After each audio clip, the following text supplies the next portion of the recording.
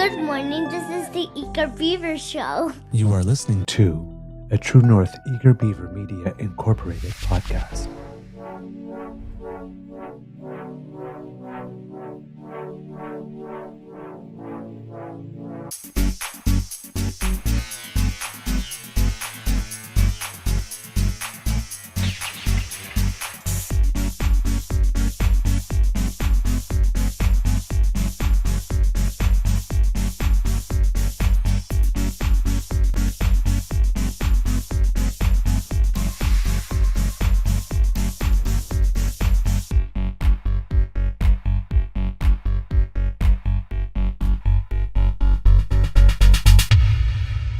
The True North Eager Beaver podcasts are proudly brought to you by our founding sponsors, the Miss V Mysteries from Corvid Moon Publishing, your source for science fiction, fantasy, and cozy mysteries featuring a broad diversity of characters.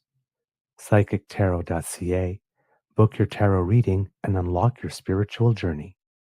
And the Pepper Master, hot pepper sauces made from farm-fresh ingredients to thrill your taste buds and expand your mind.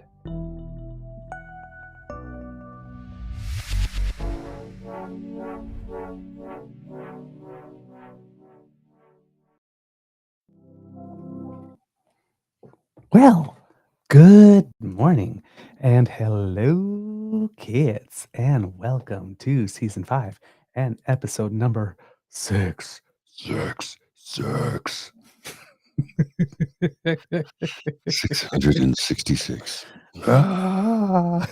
Of the Daily Beaver Morning Show. 100% Canadian. Today, recording day is Tuesday, June 10th, 2025. And as you can see from the reflection on my face, it is a gorgeous day here at the Beaver Lodge. Sunlight and all that kind of stuff. I am your host, the Eager Beaver, pronouns he, him, hey, Mr. Beaver A. And with me, as always, is my good friend, Mr. Grizzly. A big thank you goes to our podcast founding sponsors, the Pepper Master, the Miss V Mysteries from Corvid Moon Publishing, and I forgot I was going to say PsychicTarot.ca, but that's not it anymore. Yes. No, that's it. Yes, yes, it was Canadian Tarot.ca, PsychicTarot.ca. Some days. You put post-it notes. Yeah, you got to make sure it's right. PsychicTarot.ca. All right, Mr. Grizzly. Interesting show because some things have happened yesterday. How's your mental health today, sir? Well, according to my sleep monitor, I slept 5 hours last night. I don't feel like I slept at all. It doesn't cover me when I fall asleep on the couch, which happened, I don't know. I went out to get some food for dinner, went for a bit of a walk. And on the way home, I was like, I just want to go home, go to bed. And that was at like 6:30. So I got home and I had a bite to eat, and then I sat down on the couch. Next thing you know, the national anthem was playing on the hockey game, and I got through the national anthem. Then it was the third period. Well, you didn't miss much. I think, well, not quite the third period. I don't know. I'm not sure what time. I wanted to do an ASMR last night, and I fell asleep. I woke up, and it might have been the second period. I'm not even sure. I was groggy, so I watched the end of the game, and I'm like, well, that was ouch. Yeah.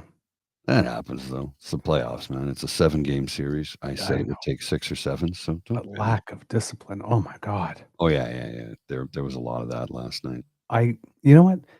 Every now and then you get a feeling, right?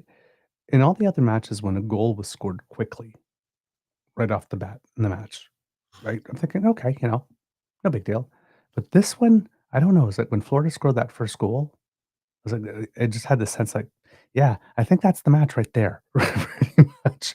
And of course it wasn't in the sense that, Edmonton did score one, so they needed at least one more for a game-winning goal. But yeah, it was like, did y'all show up? Well, undisciplined for sure. There were quite a few fights last night, which is Oh my God. not common in a Stanley Cup final.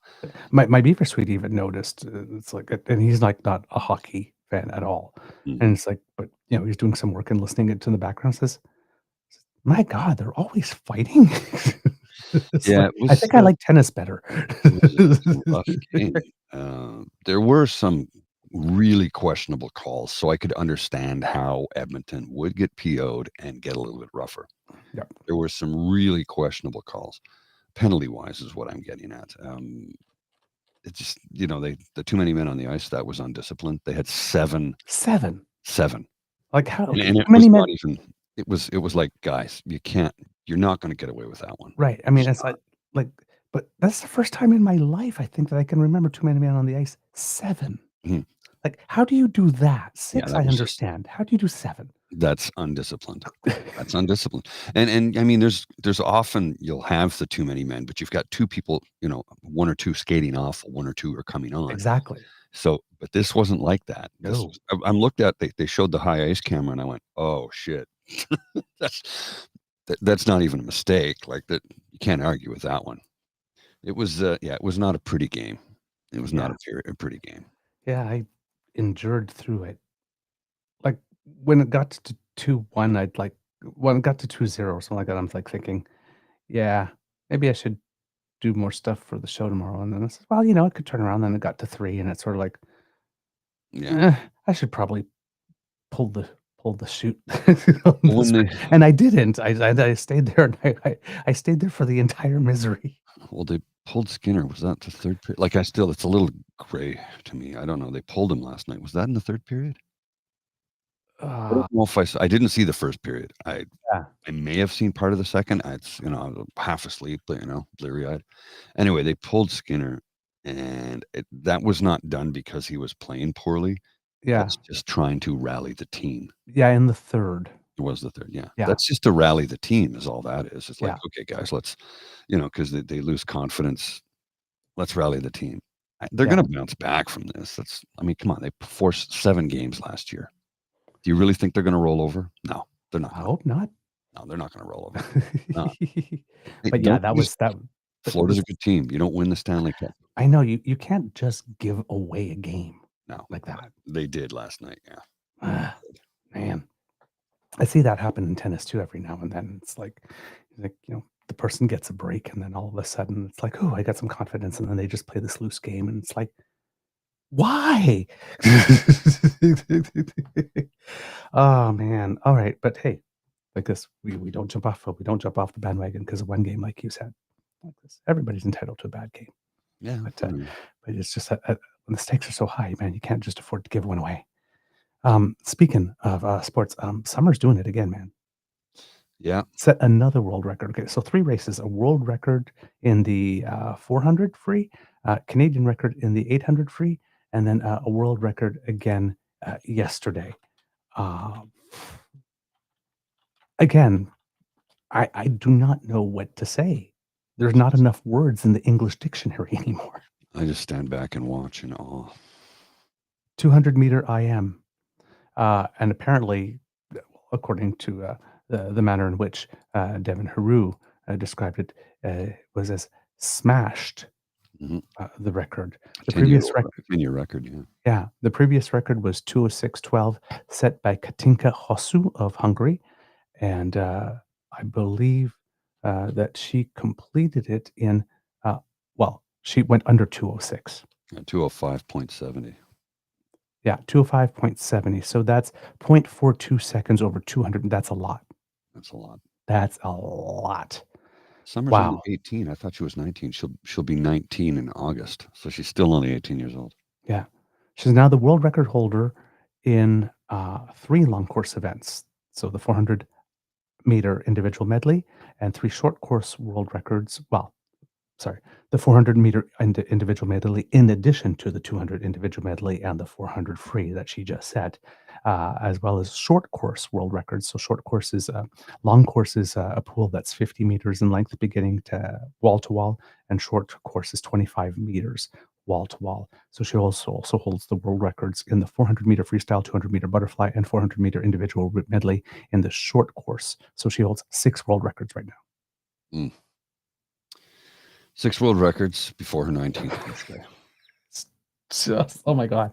She said, "It's been one of those records that's always been in the back of my mind since trials 2 years ago. I've been knocking on the door on this one. I've just tried to chip away at it. To finally do it, it's kind of like, wow, I finally got that done." Mm. Okay, again, let me put this quote again. "Oh, yeah, I've been wanting to break that world record for a while." It's like, "Wow, I finally got that done. Check." Like, that's the way she's talking about it. Not cocky, confident. Wow. I like that. I think every Olympics she's in from here on out for the next number of years will be called the Summer of Summer. Wow. Jeez. Because forget about it, man. Forget about it. Like, I mean, I get setting goals high. Mhm. Well, That's like, I've I would like got to the get this race record. here in the background. I can see it in my screen. I'm not gonna show it because it's CBC Sports, will get dinged.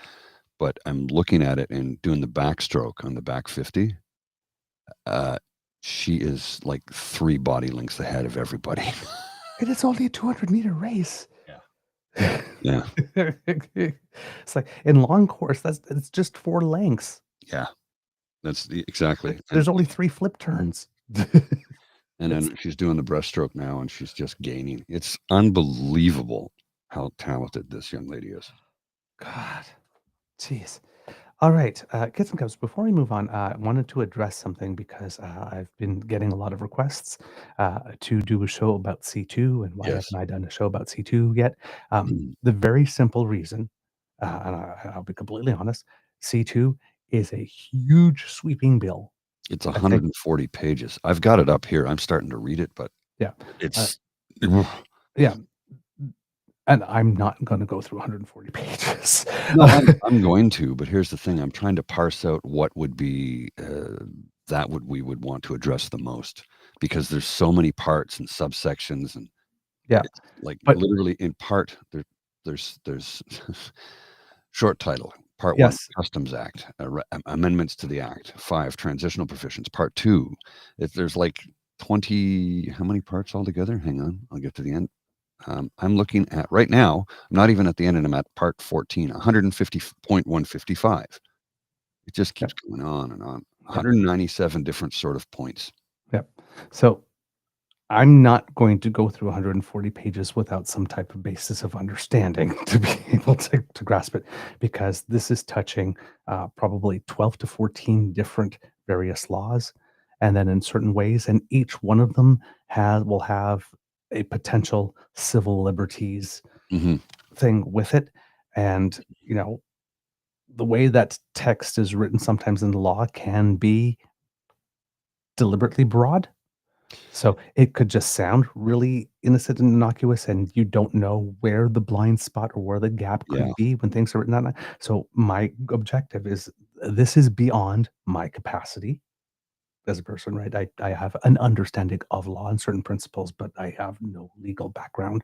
And then when we're getting to issues of national security and all that kind of stuff, even less. So my objective is to reach out to the Canadian Civil Liberties Association and have someone as a guest who can walk us through it Parse it from through. that perspective. And that way, when we have that type of understanding from that point on, I'd be able to give some comments or whatnot. Because at the moment, anything I would do would be completely um, not fully informed.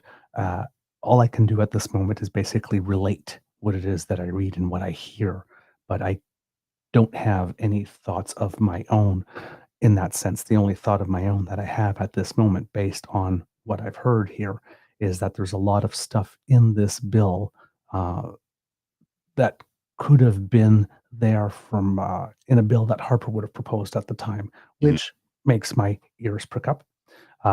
And there's a lot of things like, for example, gaining access uh, at ports, for example, like this to warehouses and stuff like that without a warrant. If suspicious activity is suspected, like for example, if somebody thinks that there's a container that in which people are being smuggled, because you don't want to wait in that instance. You want to be able to go in and get the people Mhm. um, really quickly before they can be moved again, or they die because there's lack of air or whatever, right? You want to act quickly. So that part I understand.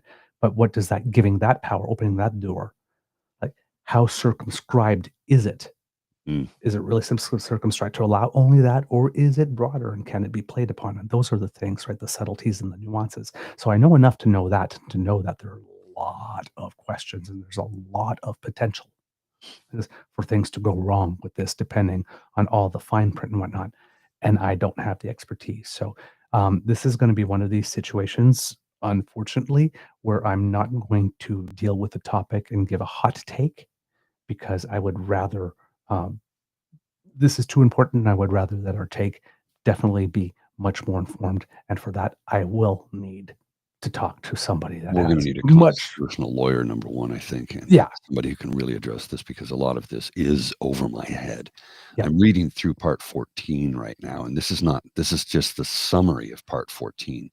Yeah. And there's so many, part A, and then under part A, there's 1, 2, 3, 4, 5, 6 points. Part B, C, D. It just goes on and on and on. Yeah. So, yes, we will address it. Oh, yes. It's not that we don't care to. It's just that neither one of us is nearly expert enough to truly say, this is the bad part, this is the good part, this is the part that we should all pull our hair out on over. Right. And this is the part that people are screaming about that you really don't need to worry about as well, because you're going to get views from different. Yes. That will try to exploit whatever this is like this for whatever their personal objectives are. So I just don't want you to. I want you to understand that the goal for us when we try to comment is we try to have some type of value added, Informed commentary, right? not just opinion. Because sometimes we just have to relate because that's all we have. But we would like to be able more to just relate than what we hear or something like that. So we thank you for your patience. We will get to it. But yes, in terms of doing the show, because we want it to be more than just reading it to you. We want to put, like I said, some value added coming from us. But for that, we need to get up to speed on a lot of these things. And listen, even if we do this, we'll be far from experts on this, even with help of the Canadian Civil Liberties Association and other people that we will talk to, because the law is about interpretation, right? So that's why properly written laws are important, just like properly formed questions are important for us as well. I don't even know which questions to ask.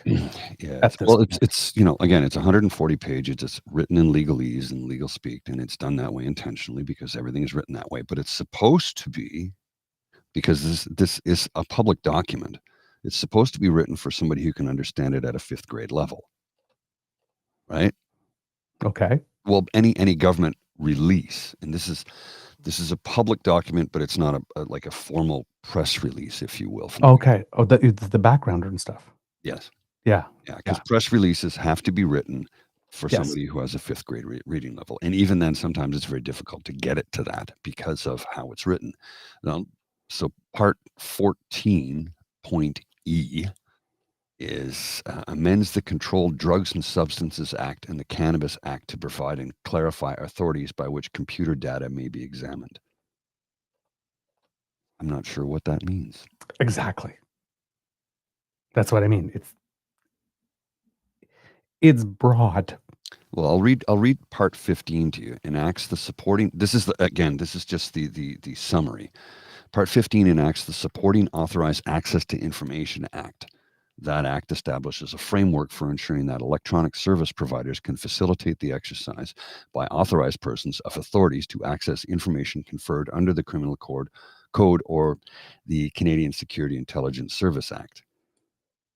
Part 16 amends the Proceeds of Crime Money Laundering Act and Money Laundering and Terrorist Financing Act to permit a person or entity referred to in Section 5 of that act to collect and use an individual's personal information without the individual's knowledge or consent if A, the information is disclosed to the person or entity by a government department, institution, or agency or law enforcement agency, and B, the collection and use are for the purposes of detecting or deterring money laundering, a terrorist activity financing, or sanctions evasion for a consistent purpose. Look, I'm reading from the National Post put out a thing here, and it's what is it? They've circled it. It says the wild overreach contained in the Liberals' new border control bill. If outlaws paying it outlaws paying cash for anything costing more than $10,000. So this is right from the bill. It says offense: cash payments, donations, or deposits of 10,000 or more. 77.5 in parentheses 1. Every person or entity that is engaged in a business, a profession, or the solicitation of charitable financial donations from the public commits an offense if the person or entity accepts a cash payment, donation, or deposit of $10,000 or more in a single transaction or in a prescribed series of related transactions that total 10,000 or more. That's pretty broad based, and the problem there could be what if I'm buying a car Mm. and I pay cash $12,000, Mm-hmm. or if I buy a car and it's $12,000 and I give them 2 payments of $6,000, it's still $12,000. I've committed a crime according to this. Paying more than $10,000 in cash would become illegal. Now I understand the reasoning behind that is it's to slow down and stop money laundering. But that's so broad based. Like how do you cover that? I mean, you don't have the personnel to cover every single cash transaction in Canada. It's just not possible. Yeah.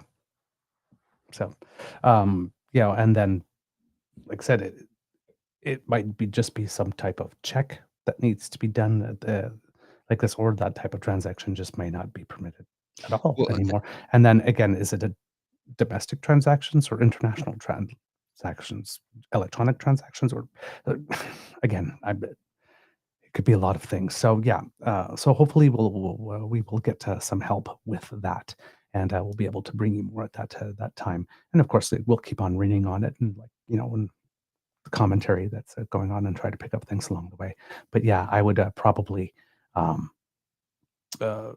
I would feel safer and feeling that we're doing the mandate that we've taken for ourselves, complete it much better if we had help for this one.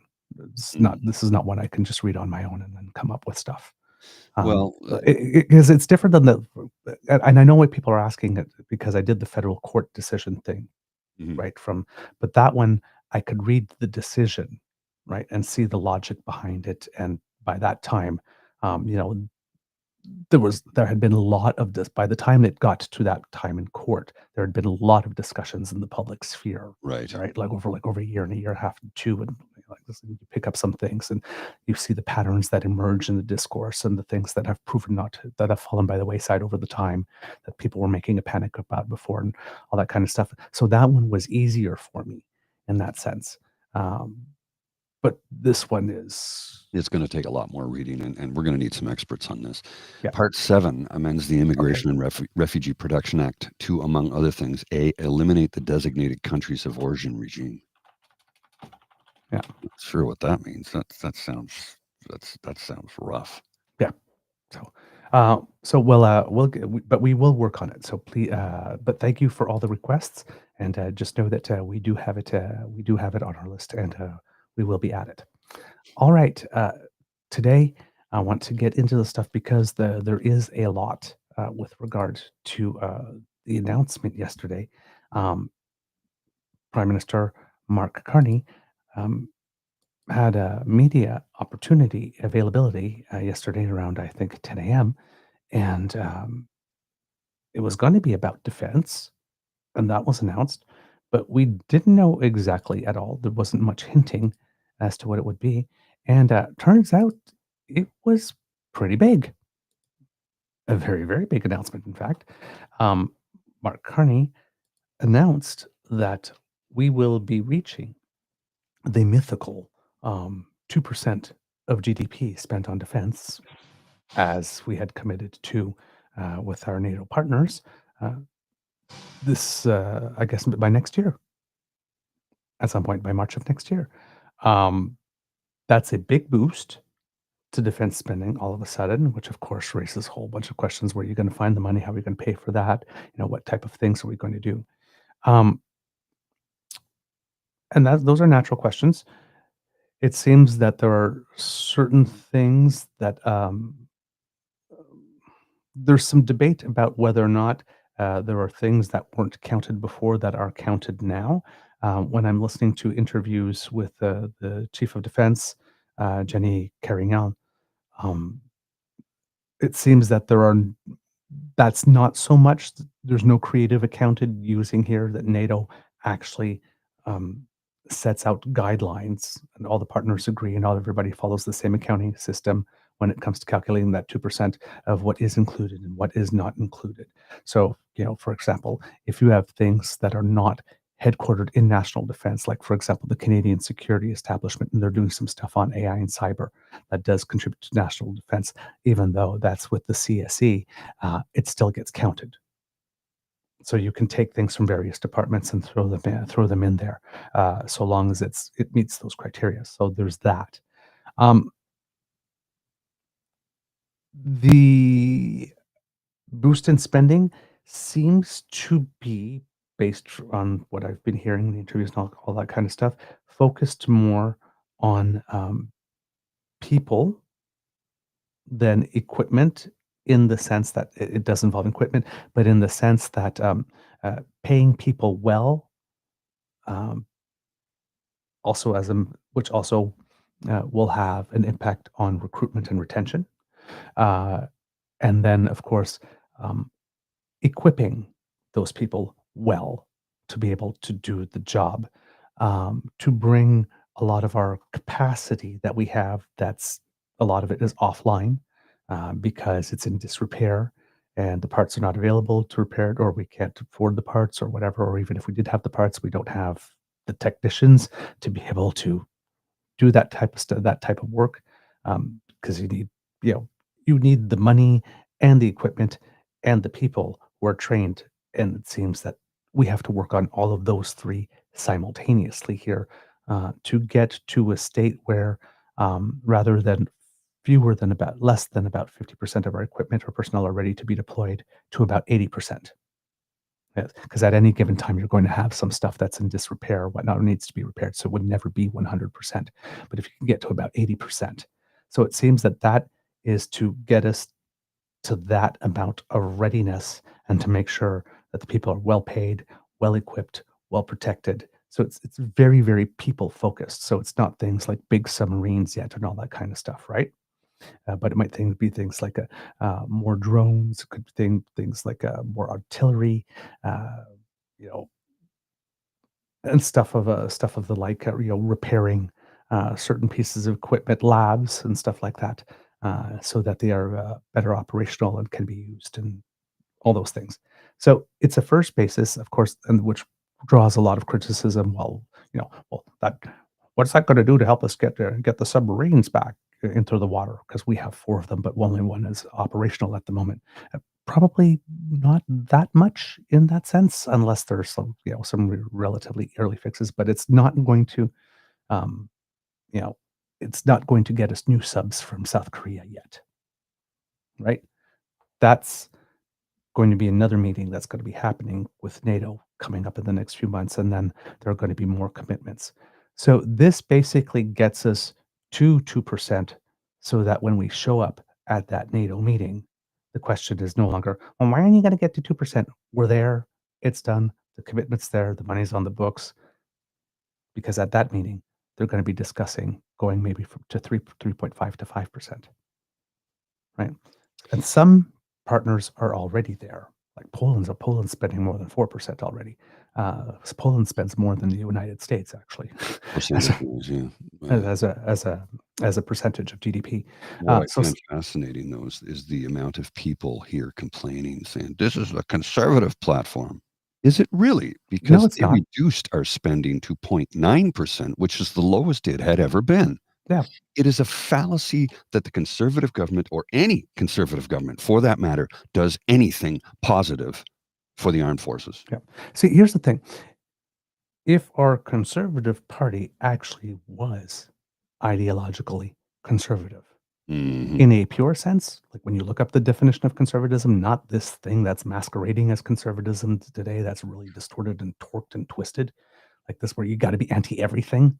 Mhm. But actual conservatism, like, for example, carbon pricing, minimal government intervention. People can decide how much they want to spend. Low bureaucracy, right? Those are inherent conservative principles. Yes.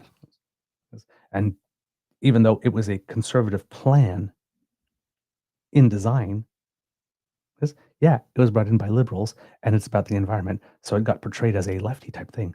But that was probably the most genuinely conservative way you can go about tackling this. Had they boosted, had they put in the carbon price at way higher than it was, we got to about 7% reductions with what we were doing.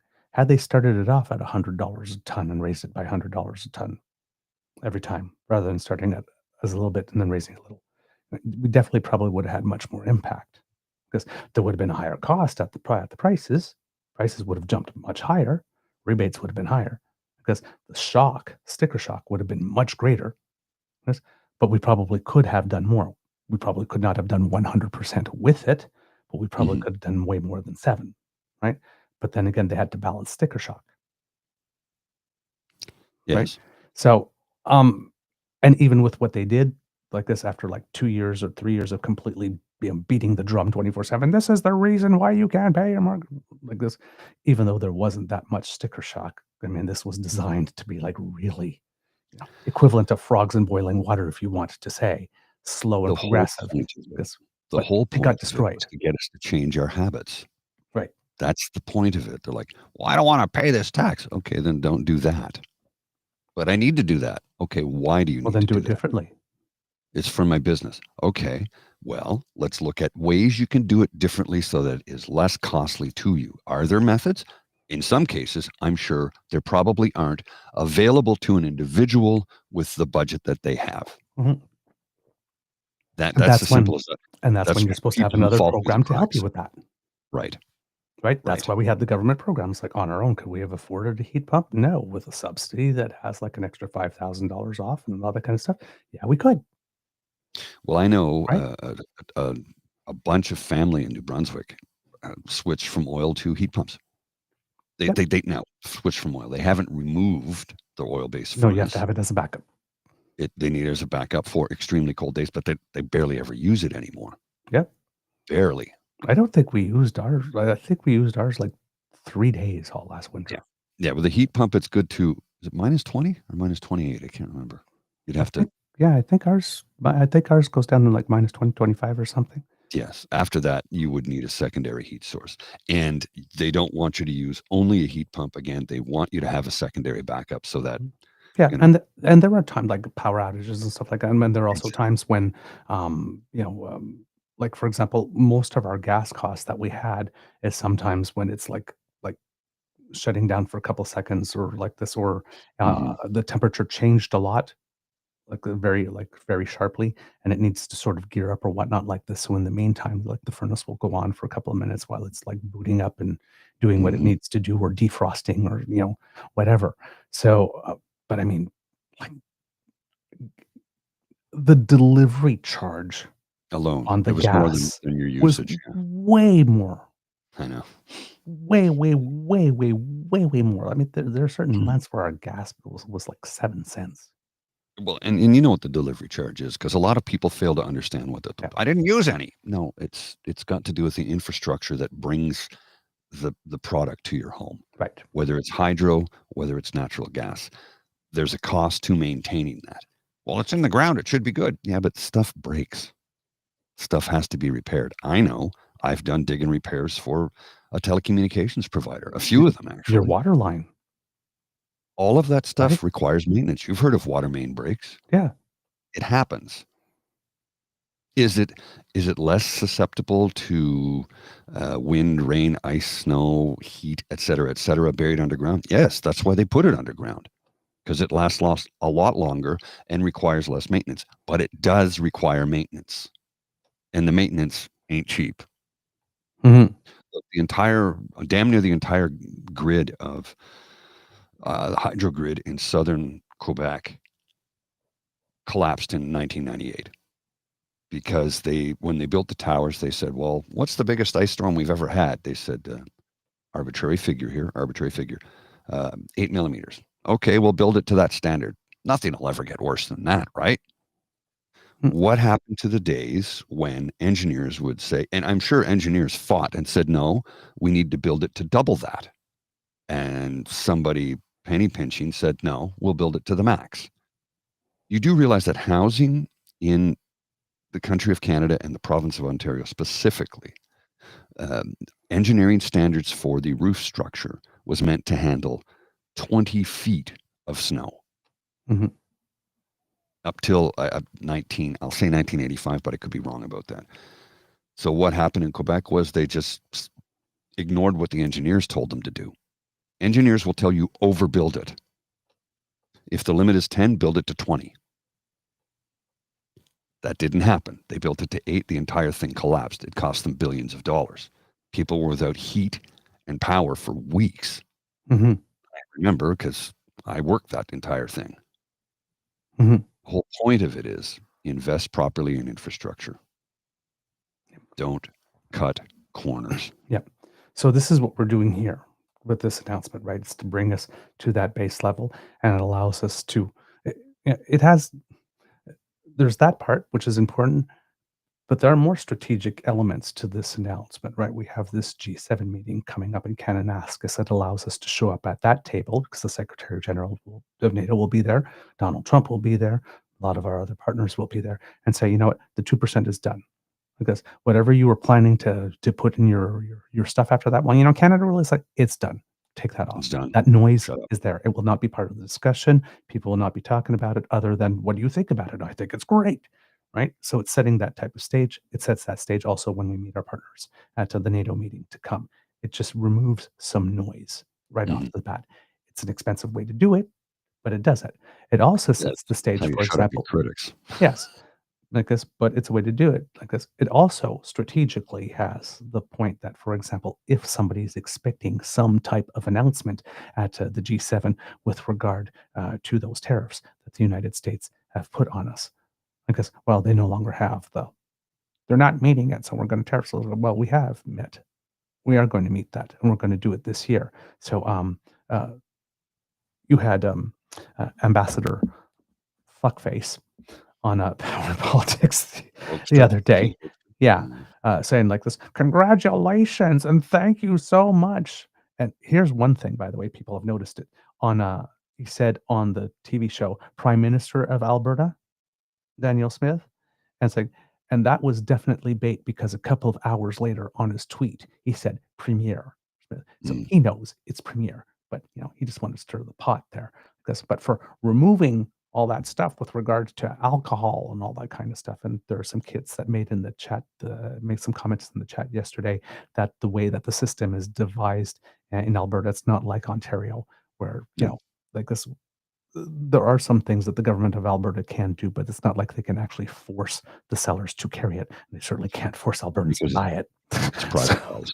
Right. It's privatized. There is an Alberta Liquor Commission, sure, but Yes. the retail aspect of it is privatized. Exactly. So, but he's sitting there like this, like, thank you so much for removing this barriers to like free and fair trade or something like that. And it's like, okay, pardon my language. Okay, now, motherfucker, now remove yours. Yeah, that's not going to happen. So, yes, but going to that meeting, because 2%, all of a sudden the ball goes back. And it's like, well, we're doing it now. So, which one of those ones are going to come off? Because we know it's not about the fentanyl, given that cushy job that you just gave to Ross Ulrich. Right? The guy that was involved with Silk Roads, to whom they just gave a pardon and a cushy job. So we know it's not about the fentanyl. And now we're at 2%. So when are you going to give something that allows that conversation to happen? Because also, the president of Mexico, Claudia Sheinbaum, has announced that she will indeed attend. So that gives a opportunity for a conversation between Canada, Mexico, and the United States, not in the awful office with cameras on where potential sabotage can happen.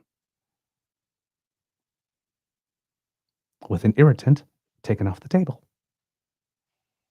So if we don't get something after this, then that creates a permission structure for us to do something else. Strategically, pretty interesting. But it comes with a price tag. I think it's about like $9 billion extra or something like that. And what Mr. Grizzly said as well is true with regard to the Conservatives. They brought us down to less than 1%. And remember, they also did a number on our veterans while they were at it too. And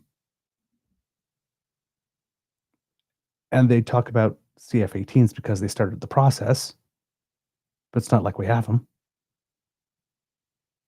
right?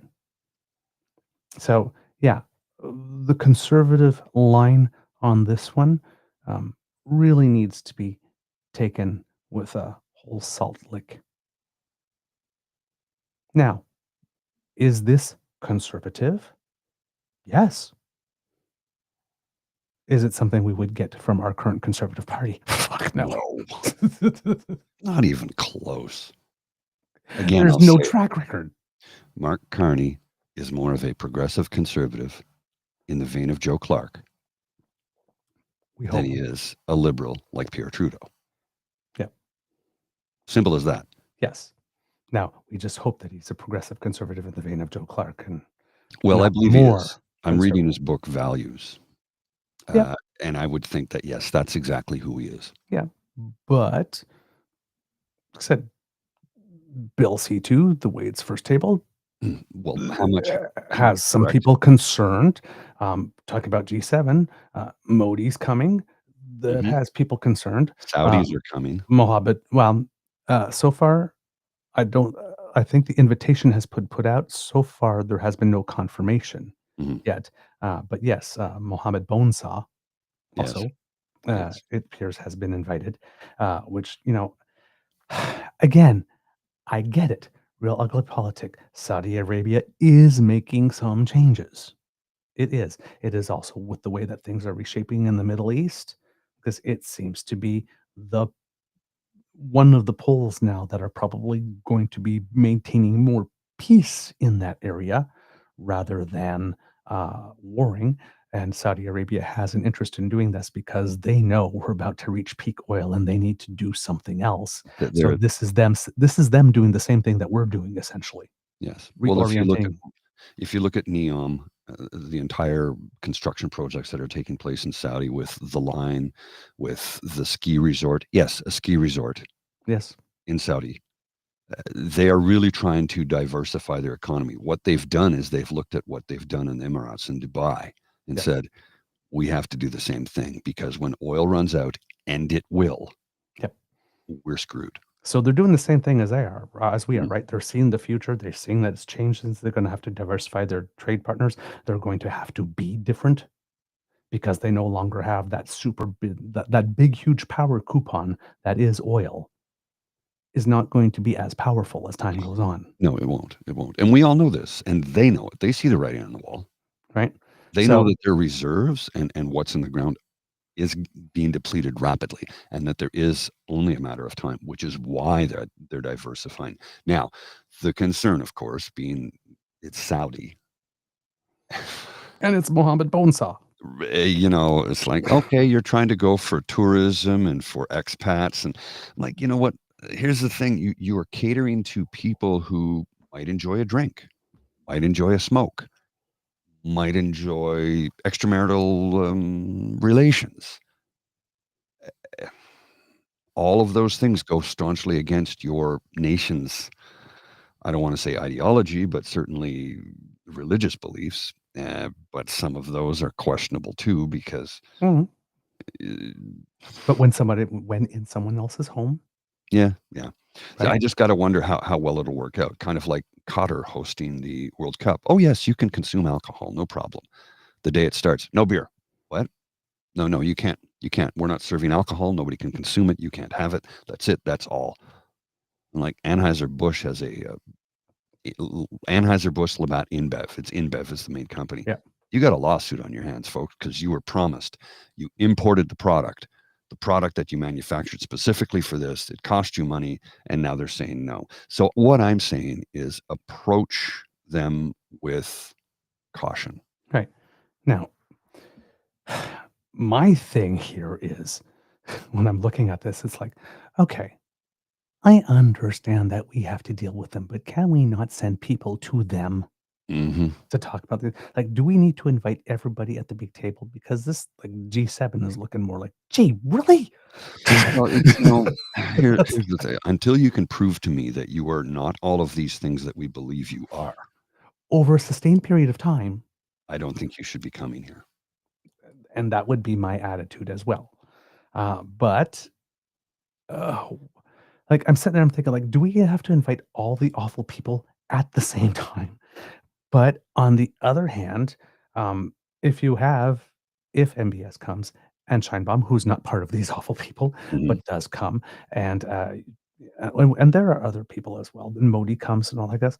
There are a whole bunch of other conversations around the table now Mhm. about how we're going to, and Trump doesn't get to be that dominant. So this might be a way of actually drowning him in content. Yeah. Flood the zone, right? Right. So strategically, well, so this could be a containment thing because listen, it's a G7 plus, okay, G7 plus Modi, Scheinbaum. So that's two more.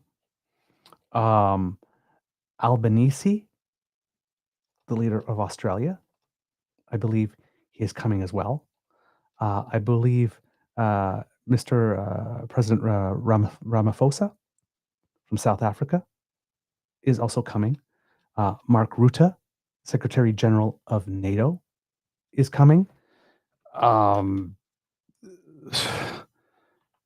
There's a lot of people. The Brazilian president, Luiz Inácio Lula da Silva, Zelensky will be there. There's going to be more people from various nations and big organizations than there are G7 members. It's more like a G15. So it might also be a bit of a flex that Mhm. Mark Carney is able to summon all these people and convene them. Well, it seems to be. Look, He did say Canada would lead. he is doing that. So, and look, we on the surface we're getting judgy, but there's more at play here than we're aware of. It's as simple as that. And it does show, like you're saying, well, it shows Canada has influence if they all accept. And people are looking to Mark Carney right now because I can guarantee you there are trade partners around the world who are not looking to Donald Trump. They realize, well, we still have to trade with the USA, so we have to deal with him, but he's not the guy to lead us. He's not the guy to get deals done because he will only do something if it works in his favor. And within a year or two, he'll pull back on that like he did with CUSMA or USMCA or whatever you want to call it, our current NAFTA. Best deal ever. 4 years later, worst deal ever. But you signed it. You stated it was the best. But now you're saying it's not. It's unfair because you're in a trade deficit because you buy more from us than we buy from you. If we take oil away, we're in a trade deficit. You just want our oil. Yep. So yeah, exactly. So, got a couple of clips for you. Given that I know you have to go at some point, Mr. Grizzly. 8:30. Pardon? 8:30. 8:30, and right now we are where? 8 Okay. o'clock. So we can do. Okay, we'll be able to do these things. So what I'm going to do is I'm going to do the Prime Minister's announcement after. I was going to do it before because there's a couple of sections on CBC that I wanted to show you first, and it's better to do that while Mr. Grizzly's here to avoid the commercial jump-ins. So, Mr. Grizzly, if you would go to the second link where it says Carignan. Yep. Yes. So this is our chief of defense, Jenny Carignan, interview that she gave to David Cochrane after the big announcement, explaining from her perspective how this is significant and how it will impact the Canadian Armed Forces. For those of you who will be listening,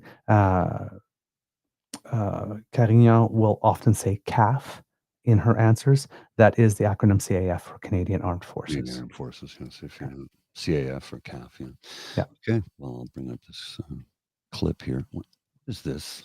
What is this? Getting some bizarre message here. I don't even know what that means. Here we go. Silly stuff happening with the the algo and change media. I don't want to change media. I want to show this. Stop it. Stop it, you dumb machine.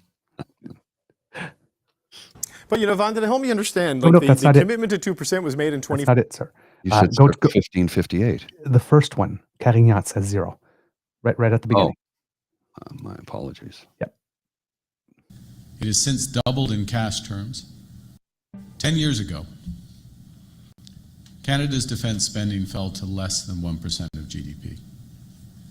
It has since doubled in cash terms, but it's still not close enough to face these mounting risks. The brave women and men who are protecting our sovereignty do not have the resources they need for a riskier world. Our military infrastructure and equipment have aged, hindering our military preparedness. And so for all those reasons, I'm announcing today that Canada will achieve NATO's 2% of GDP target this year, half a decade ahead of schedule.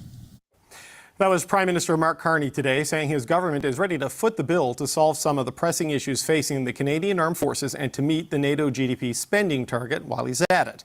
The Chief of Defence Staff, Jenny Carignan, is here with reactions. She joins me now. General, it's good to see you again. Thank you for being here. Nice to see you, David. Thanks for having me. So Mark Carney says that by March of next year, Canada's defence spending will be at 2%. Where will the Canadian Armed Forces be by March of next year? I think we will have had with the increased investment, we are talking about leveraging our people, really. It's enabling us to do our daily jobs in a more effective manner. So really a big portion of the investments are going towards people. It's healthcare, it's training, it's additional resources for recruitment.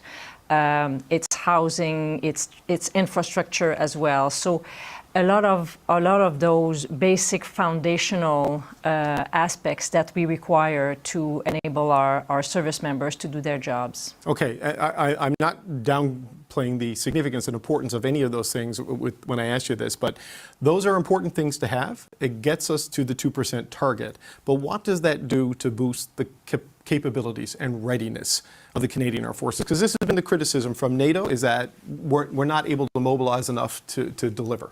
So it is absolutely about funding readiness because, for example, many of our equipment cannot be fixed because you don't have enough spare parts. So now with increased investments, you can actually have the spare parts available when it's time to fix the various platforms. So it's about giving the mechanic the wrench required and a spare part to fix whether it's a aircraft or a vehicle. So again, increasing our level of readiness. So all of this is foundational, and this is often where we've had to make very difficult decisions. But again, in order to expand the forces, in order to have recruiting and retention and enough personnel to onboard the additional capabilities also that are already programmed to happen, we need to have a strong workforce that's able to do this. But when the Prime Minister said today only one of our 4 submarines is seaworthy, this doesn't get 4 out of 4 seaworthy, right? This is about having the maintenance capacity for already broken pieces or things that break to get them back in order. I mean, when do the big spends come on new submarines and expanding the capacity on an equipment level? So a portion of those increased investments are also going towards specific capabilities which we were not able to have at full capacity. So additional armored vehicles, additional guns, and so on and so forth. So that allows us to actually go after those capabilities that are already existing, that we can actually have at full capacity. Right, but this isn't the big, we've been talking about buying new submarines and looking at AUKUS and various things over the number of years. This is not what this is. That is down the road, right, for those big purchases, yes? Of course, there's additional clauses, additional spaces in the budget in the future to be able to do that. I think what needs to be absolutely clear on those investments is that it's not just for 1 year. So it's a predictable, stable funding envelope that allows us to continually building.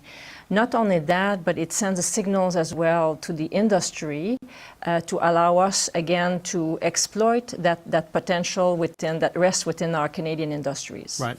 Okay. So last year, I think we saw a report that the forces were about 16,000 personnel short of where they needed to be. The plan now is to recruit about 13,000. There are training challenges, though, to get people ready so they can be deployed. And we've seen some reporting from that because of the slow pace and the bottleneck, people kind of leave the forces and retention isn't working. So how do you address that? Because hiring people is one thing, but getting them ready to serve is another. And if there's bottlenecks at both of those things, you don't actually hold on to people. So how does this change things? So this is exactly what this increased funding will help us do, is actually increase our capacity to train more people and have the resources available to do just that. Of course, over this past year, we have surpassed our recruiting targets, so for the first time in 10 years. And we've also grown the CAF by 2,000, again, that's a first for the past 10 years. So we are having success with the new initiatives we have set into place. And we've also designed the training aspect that follows that to ensure that we can train the additional personnel in an effective manner. So again, that funding is going to be absolutely key in allowing to be successful in doing that. The money is one thing, the trainers is another, right? And a lot of the capacity would be helping with Operation Unifier in Ukraine and also in Latvia and these places. So how do you get the trainers you need to move the recruits through at the scale required? So we have various options available to us. So we have our reserve force members that we call forward for a full-time service. So they greatly enable us to do that. There are currently 9,000 reserve force members serving in a full-time capacity. So this is a significant amount of effort from the reserve forces. And we can also look at civilian instructors that can help us in that space as well. Okay, but are those people there at the scale you need to hit the targets that have been laid out here? Yes, they are. So again, it's making choices and addressing priorities and then sequencing our efforts. So one of the challenges is readiness, right? We've seen reports about almost half of the equipment is deemed unavailable and unserviceable. Going back to the submarines, only 1 in 4 of the submarines are seaworthy. By the end of this year, the fiscal year, when we get to the NATO 2% target, what do you expect the readiness percentage to be of the total Canadian Armed Forces from where it is now? Well, our goal is always to be in the 80% plus. So we will see how this is proceeding, but we are looking at increasing that readiness aspect. So with access to spare parts, with access to everything we need to make sure that our platforms are functioning, this is great. This is going to be greatly enabling. It seems remarkable to me, General, that in 2025 and 3 years into a ground war in Europe, where NATO has been sort of like backstopping Ukraine, that we're at a point where we're talking about budgets for spare parts and training. It seems like this should have been there a long, long time ago for a G7 NATO military force. And again, that's why it was urgent that that funding be provided, so to enable again our service members to do their job properly. So hence, really the focus on the foundational aspect, but also a more comprehensive approach, I would say, overall to defense, because the industry is also incorporated as part of that funding envelope, as well as our colleagues, CSIS, CSC, and the Coast Guard, all are security apparatus that can be leveraged to, again, counter the threats that we see in this very complex world. Okay, that leads me to where I wanted to go next, because it's 2% spending on defense. It's not 2% of GDP spent on the Canadian Armed Forces, right? It broadens out quite a bit from there, like communication, security establishment, Coast Guard, as you mentioned, and defense industrial development. There's been some question about the math, because it was like a $39 billion line item for the armed forces, $9 billion added in, but there's another $13 or $14 billion that's being pulled in from DFO, Global Affairs, the RCMP even, to get Canada to the 2%. So how should people view that? Because it is not that you suddenly have a budget of $62 billion to run the Canadian Armed Forces, right? It's not that level of readiness and capabilities. It's a bundle of things gone together that people kind of question the accounting there, of whether it's really the level of military readiness Canada needs. So the methodology that we use to account for that is the same as with all of our NATO allies. So there's a specific definition for defense into which you can account for defense spending. So we have always had various other defense organizations contributing to defense, and that portion is accounted as part of defense. And it's the same accounting for all NATO allies.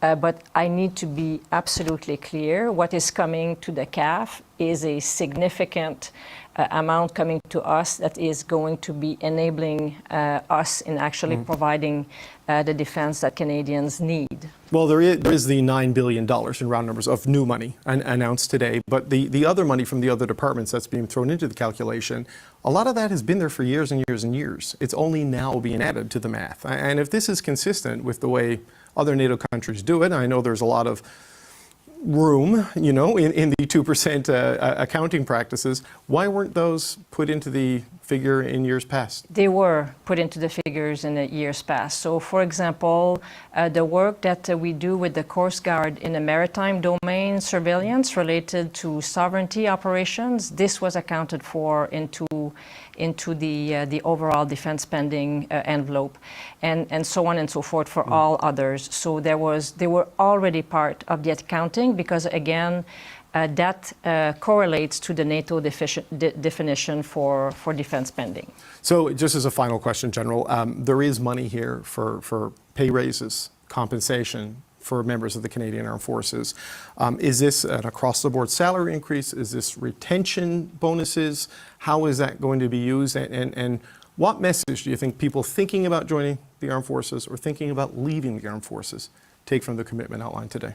So the commitment is definitely towards people. So people are very much at the center of the commitment made today, of which pay raises and additional benefits are going to be part of it. So it's a very broad envelope of, again, support for CAF members to do their jobs. But do you think this will keep the people who are maybe frustrated after a number of tough years, keep them inside? I can tell you that we saw today a lot of very encouraged and happy CAF members who understands the message of support and respect for the work that they are doing, and it is hugely appreciated. Jenny Carignan, Chief of the Defence Staff, always a pleasure. Thank you for coming in on a busy day. Thank you, David. Thank you. Thank you. So, Mr. Grizzly, any thoughts? I like her. Right? First off, she's very good at her job. Clearly, there's a reason she was chosen for this position. You don't become a French-Canadian female general in the military by anything other than hard work. Period. And being knowledgeable and skillful and capable. Number one. And I thought it was important to mention that right off the top. Okay. Number two, I think they're hitting on all of the cylinders that need to be hit right now. Pay rise, something that is military has been infamous in this country, and even though truthfully, speaking for, as a child of a former CAF member, pay in the Canadian Armed Forces is not what you would call great. Right. Never has been. However, compared to our counterparts in the G7, it's always been the best. Okay. Which is weird, but it's true. It's never been great, but they have improved over time. They have done things to improve the living standard for CAF members. Now, I have learned of CAF members who have had to go to food banks, and these tend to be rank and file individuals who are just newly in, which is terrible. That should not be happening. Should not be happening. The one thing, now I'm going to address this and somebody might get pissed off, but I don't care, because it's a fact that needs to be considered. Sometimes you need to understand, as a member of the Canadian Armed Forces, if you go to a bank and say, oh yeah, I'm CAF, I'd like to get a loan for a car. What kind of car would you like? Well, you that's too much, but you're living in barracks. Okay, so your costs are very low and your income is guaranteed. There are members who've taken on too much debt. Yep. Now, I will say that banks have been irresponsible by handing out large sums of money to people because all they see are dollar signs at the end of it and the interest they're going to be making. I'm not saying that is the main reason why some CAF members have had to go to food banks. I'm not saying that at all. They are not paid enough. They aren't. Especially if you are a private, or I think they're trying to change, or did they change that from private? Anyway, it's an entry-level rank, private, in the military. They are not paid well. They are not. It is a substandard set of living, which is why if you're a private, you'll want to live on base, in barracks, and eat at the mess. Because you'll get 3 squares, 3 hots and a cot, basically, is what you're getting. It is not a lot of money.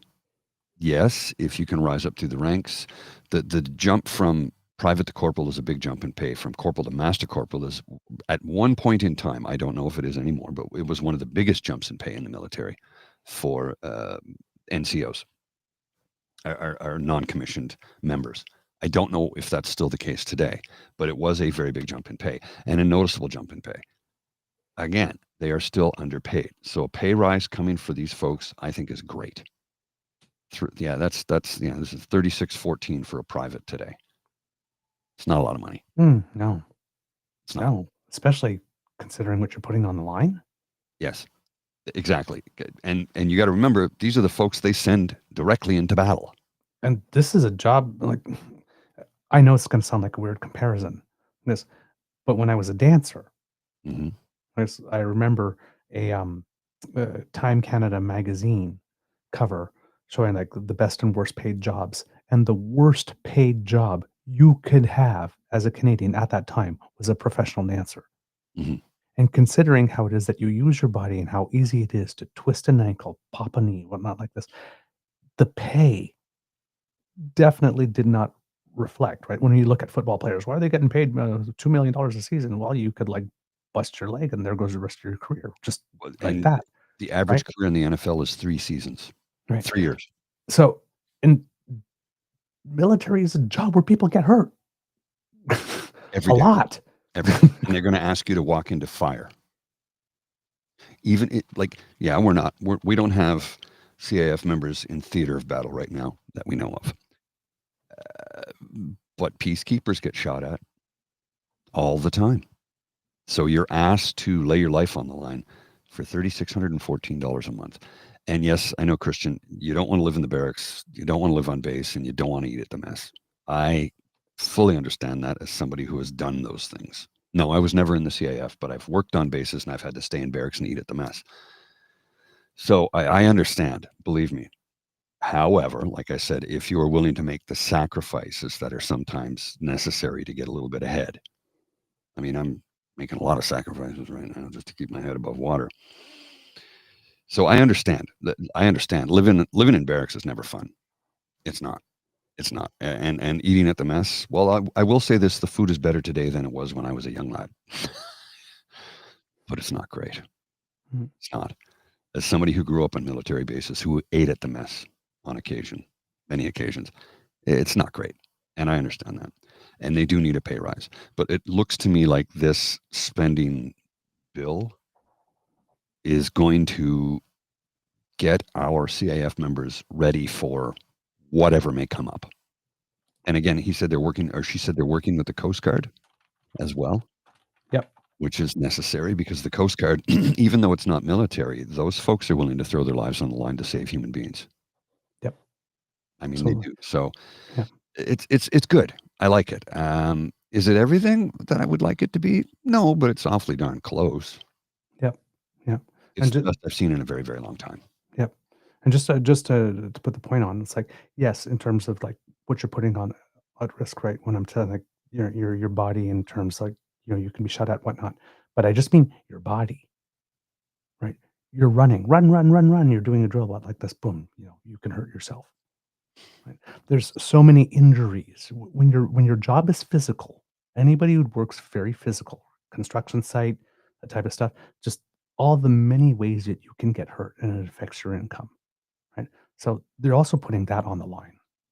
Yes. Right. Well, let's address this comment. Seems low for the sacrifices I might have to make, but not that low for entry-level unskilled job. Okay, I take umbrage with unskilled job, Yes. PNC Bio. I take umbrage with that because you go through training. There's no such thing as unskilled labor to begin with, because most people aren't willing to do those tough, laborious jobs. There is a skill to it. A private in the military who is asked to go out into the field and get shot at has been trained to do so. It is not unskilled. It is not unskilled. No, they don't have an engineering degree, but it is not unskilled labor.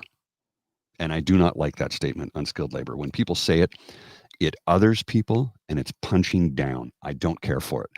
You can say it as much as you want, but I'm telling you how I feel about it. All right. Next clip. Yes, let's go to the next clip, Mr. Grizzly. Okay. And this is a lot of things you will hear similar to what I've said before with regard to the strategy and whatnot, but much more detail here and stuff like that in these answers. But, Vanda, to help me understand, like the commitment to 2% was made in 2014. It was going to be met by 2030, and now March. What's going on? When I was talking to colleagues about this, like former colleagues and current colleagues, and just thinking that something's definitely shifting. And I think that's made this necessary move happen. And I think, defense spending can help move a lot of things around. It's good for our personal industries, it's good for our suppliers, but to signal to the world where we're at. So what I'm thinking is the Prime Minister has had a lot of conversations, like every time, I think almost every day, I get a readout from another ally or another head of state or somebody that he talks to. We also know he's been talking to the President on a regular basis. So all of this is telling me that it is a signal to him that this needs to move faster. I know this was a conversation we had even during leadership. Chrystia Freeland had a certain time, Mark Carney had another time. This tells me that through his conversations, he feels like, nope, you know what, we can't wait. This has to be now. So it tells me that there's an urgency to this that I think that we have to be aware of. Brad, it is a remarkable shift in priority. Suddenly there are billions to be found for the Canadian Armed Forces. Now still billions shy of where it needs to be on an equipment and procurement and capability thing. But what do you make of just the shift and the urgency that was laid out today by the Prime Minister on this? Well, David, company's coming. We gotta put on our best here. We've got we got the relatives coming over. We've got extended friends and family coming over. The G7 is merely days away here. This has been, to varying degrees, this has been, rather embarrassing. And it never made any sense when Trudeau said, we're going to get to 2% in multiple years from now. Those that want to get you there now are unhappy, and all these elected officials within the NATO go, there could be 3 or 4 changes of government You folks can't build ships, you can't buy subs, you can't do much. Will you get to this target in multiple years from now? So I think that this sets up Carney. I think there's a number of things that are happening. Today's defense announcement is one of them, the acceleration to 2%. You know, and I think for a lot of Canadians, I certainly, you know, when the government says we can't get there any faster, you think, well, is this ideological or is there something there? When Trump made all that noise about our borders and the fentanyl and how little fentanyl was. It was never about fentanyl. And all of a sudden, within like a day and a half, it's like, okay, we've got billions of dollars for the border security to take that last little bit of fentanyl out of the southern, being taken into the United States from the north. So, you know, there's a lot of surprises here. I think it maybe eats away at credibility of when politicians say something can't be done, and then all of a sudden, with a change of priorities. But this is all in light of the G7. There's a number of things I think that Carney wants to do at that G7. This takes that 2% off the menu, so that he can focus on other things. Yeah, Rob, I think Brad is onto something there, right? Because you don't want to host Trump, Zelensky, and a bunch of NATO allies and not have the commitment made that they've all been looking for. Yeah, but while we snap our suspenders because we're getting the 2% in a hurry, our rich cousins and uncles are coming over. They're spending 3.5% to 5% immediately because of the threat in their own backyard. So this isn't just about the G7, it's also about the NATO summit that comes a couple of weeks and the EU and all of it. That's right. And so what does it do? I think Vandana used a very good word. It sends signals. Signal to Trump. Yes, you're a malign presence, but you're not wrong about NATO defense spending outside of the United States. You're right. We have ignored our own defense. The Europeans have taken for granted that the United States would be there to protect them. A signal to Trump in another way as well. We are in profound negotiations with them at a late stage on a very broad agreement that goes beyond a trade agreement. We have money to spend, we're saying to President Trump. We are going to spend some of it in the United States, or maybe we don't if you don't give us the deal you want. So it's not a bad signal to spend to him. The interesting signal that I thought for the first time I heard the Prime Minister use the word sacrifice. I heard the Prime Minister explain why a sacrifice would be necessary. And he said, in essence, geography does not provide us the protection that it has. I mean, it's a myth. I think a lot of people refer to our Arctic as the empty attic of North America. That's a myth. But that attic now is very vulnerable. And I think the Prime Minister's probably gotten intelligence briefings that have told him how vulnerable that is. So it's also, I think, a signal to Canadians that we have to get serious about our own defense, independent of President Trump. So on sacrifice, Rob, because I've heard you've mentioned this a couple of times on the show, and the Prime Minister said it today, and he was asked about it. I think Jeff Gray asked him about it today. Right. The specifics were not there in terms of what it meant. He did rule out the idea of raising taxes because he wants, but they are going through a cost reduction process in government right now, eyeing savings, cuts and layoffs and job reductions is what it sounds like by the fall. I mean, is this what we're talking about, like shifting away from core government to things like the military? He didn't mumble what would be required, but he came close to mumbling. Yeah. He didn't exactly highlight it. Yeah. What he said was, yes, we do need to look for savings. We need to grow the economy. He tried to say that's what the one Canadian economy thing is. But also about. The defense spending, they're linking that to industrial policy. That's right. And he needed to. He mentioned savings. Okay, savings is a code word for we gotta slash some spending elsewhere. He drew a line, but he also said, when asked about social programs, something that I don't think would have ever come out of the mouth of Justin Trudeau: we cannot redistribute what we don't have. Yeah, so he's been saying that for a while, like in his Canada 2020 speeches, but he's not wrong. No, in other words, we got to be able to pay for this stuff. And that means we're going to have to cut elsewhere. So, Lisa, what signals do you take from that as a former cabinet minister who now works for a big bank? You know, that when he's talking about cost savings, and sort of shifting priorities, I mean, what do you take on that on the defense side and where Mark Carney's going to go in the next little while? Well, it's like I said at the top, David. I mean, there's only three ways that you can get money in the government to reprioritize. You can either cut something within the government operations, you can raise taxes, or you can borrow. That's it. Those are your three levers. So clearly he's saying he's probably going to do a little bit of, maybe not the raising taxes because he's just cut taxes, but certainly of the other borrow. two. That's what he's going to have to turn to. But can I just point out how ironic all of this is, considering it was only 2014 when Justin Trudeau accused the Conservatives of wanting to whip out their CFA teens. And here we are with the Prime Minister, who is definitely looking at this more in terms of might is the right way to go in terms of our defense. What a shame that we lost 10 years. Well, you All know, right. on that, Again, I'm going to reserve my thoughts on Lisa Raitt. yeah, Miss Raitt. Never miss an opportunity to take a. Still can't quit Trudeau, number one. Number two, it was under you guys Yeah. that we went below 1%. The CF-18s that you ordered, all that kind of stuff, are not here yet. Yeah, they ordered Super Hornets from Australia, didn't they? Yeah. Oh, I can't yeah, remember no, clearly. and the whole Oh, the F-35 thing was a big boondoggle and a screw up. I mean, come on, man. Like, please Clearly, do not. Trudeau lives rent free in their head because they keep talking about a man who is no longer in power. He's a private citizen. But just because they keep on wrapping themselves in the flags, gee, imagine we were right. Who would have known? Imagine if we hadn't lost the tech. You guys didn't get it done. Yeah. We saw what the state of the military and what you did to our veterans were when you guys left office. You can't sit there and go, see, we were right all along if we had just done it, but you didn't. You didn't, Blanche. You didn't do it.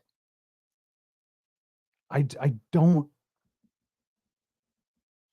Ugh. And if you watched Power and Politics yesterday, you will have seen James Bazan specifically. It's a man I cannot stand. This man, James Bazan, defense has been his file for the longest time. All right. He was served as the chair of the Standing Committee on National Defense starting in 2011 under Harper's government. Then in 2013, he was appointed by the Prime Minister as the Parliamentary Secretary to the Minister of National Defense. And then the entire time he's been in opposition, he's been the, quote, shadow minister, that's not a real thing, the critic for national defense. He has been on the defense file for 14 freaking years. And he actually gave a part of that interview where every time he was talking about the Liberals, he had this smug little thing on his face like this and talking about the lost decade. The lost decade during which we actually doubled military spending from where you guys left it. Mm-hmm. To get to the 1.37 and the budget and the plans for this coming budget was to get to 1.71. All of that would have been under Trudeau. But that was the lost decade, wasn't yours. Like the sheer unmitigated gall of this party, particularly on this file, particularly given what they did to the veterans.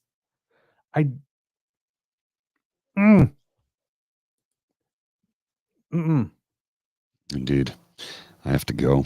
I have the longing puppy beside me, starting to give me the grunts, groans, and moans.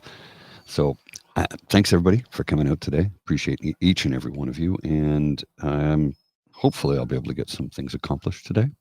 Yes. And thank you, sir, because I knew that you grew up on base. So I definitely just wanted to hand that previous one to you because I knew that you would have a lot of value added to offer there.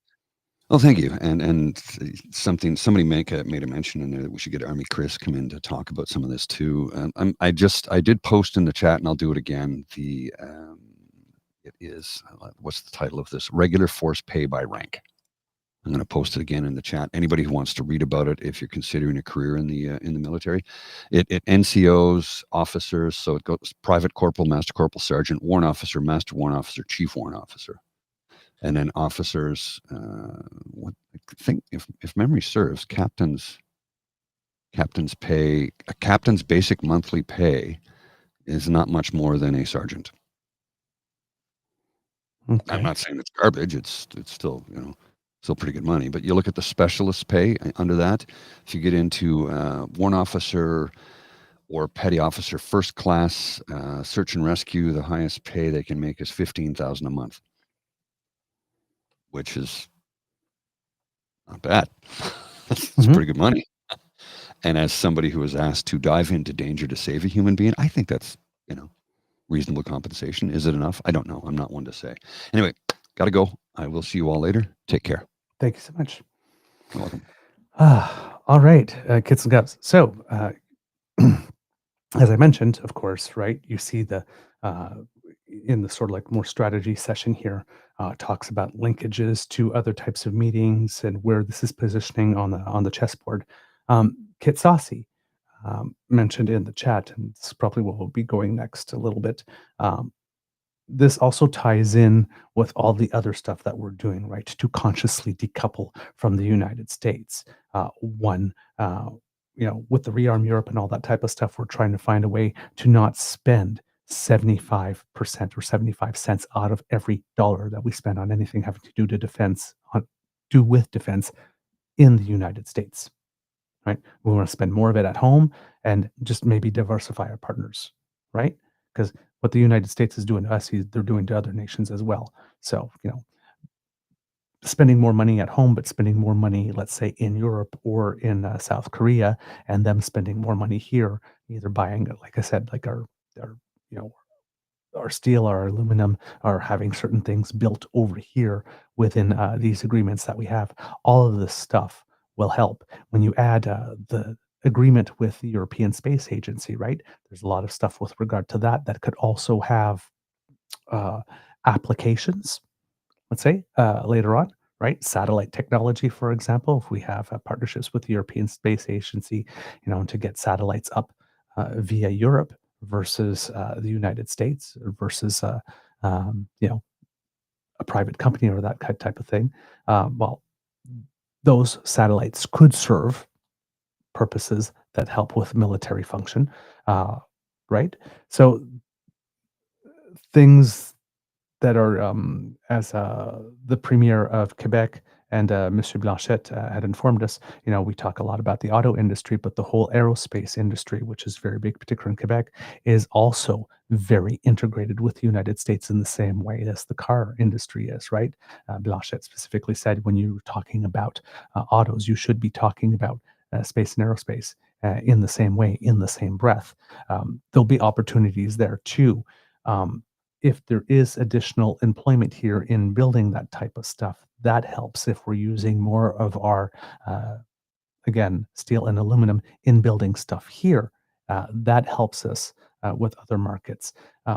There's a lot of this that dovetails into the whole industrial part, creating economic activity, generating additional productivity and growth within Canada. That's attached with this deal. So again, all of these things are the pieces of the overall plan of what we need to do to diversify and to decouple and to expand our markets. All of these are placed in this already as well. So you have all these you have all those connections as well. So this is indeed very, very strategic. In some of this conversation that we're having about all of this, right? Yes, there is going to be some sacrifice. The one thing about Lisa Rate's comment that was true before she got into the partisan BS is that there are, in fact, right, 3 ways to raise money. You either tax, you either cut, like this, or you either borrow. So with David Cochran's question, though, you'll realize that 2% of GDP spent on defense does not necessarily have to be 2% of GDP going to the Department of National Defense, right? There are other things that can go in there. So I think like there are 13 or 14 different departments that can contribute stuff, right? I believe that Kit Linda asked in the chat, was the Coast Guard not included? The Coast Guard was not part of the military like it is in the United States. It was considered civilian. I think that is going to change now. But anything that the Coast Guard was doing, for example, as the Chief of Defense Staff mentioned, I believe, in the interview, that had to do with protecting international waters, all that kind of stuff, that part of the budget did get counted before in that. But now perhaps maybe the entirety of the Coast Guard itself would be included in that. So there is some ways to add to the number in that way, but a lot of this, as I mentioned, is very much people focused, right? Paying people well, making sure they're equipped well. Everything in our budget, I think the Chief of Defense Staff mentioned that as well, that goes towards veterans is also included in that. And of course, there was a kid here, I can't remember who exactly it was off the top of my head who made the comment in the chat that by making sure that veterans are also well taken care of and showing that it is the case, that it will also help with recruitment and retention, because people will know that at the end of their careers that the services will be there. And that's also very important.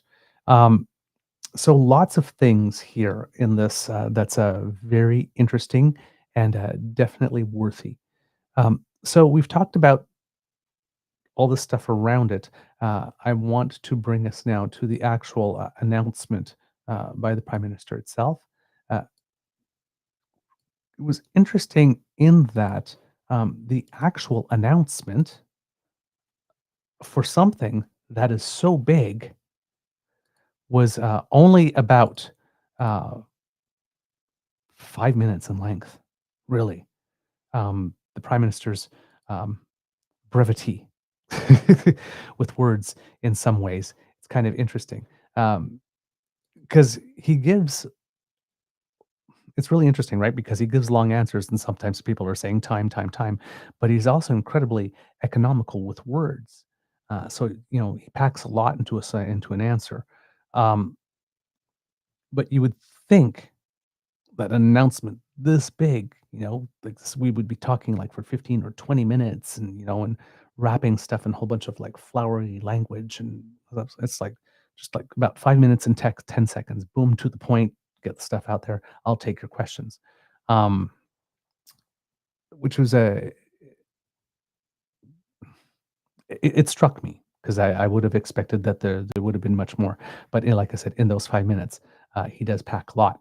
And then, of course, you get to the various questions in which, you can elaborate. So, yeah, how about we just go right to it? There are 2 sections in the couple of minutes that are in French. I've had the opportunity to pre-translate them, so I will be able to just stop the video at that time, state what it is that he did say, and then just keep on with that. So, kids and cubs, here we are. Prime Minister Mark Carney making the announcement. Good afternoon, everyone. Bonjour. It's great to be here at Fort York. Built back in 1935, this armory was constructed for a new unit, one that was created as part of a major modernization of the militia.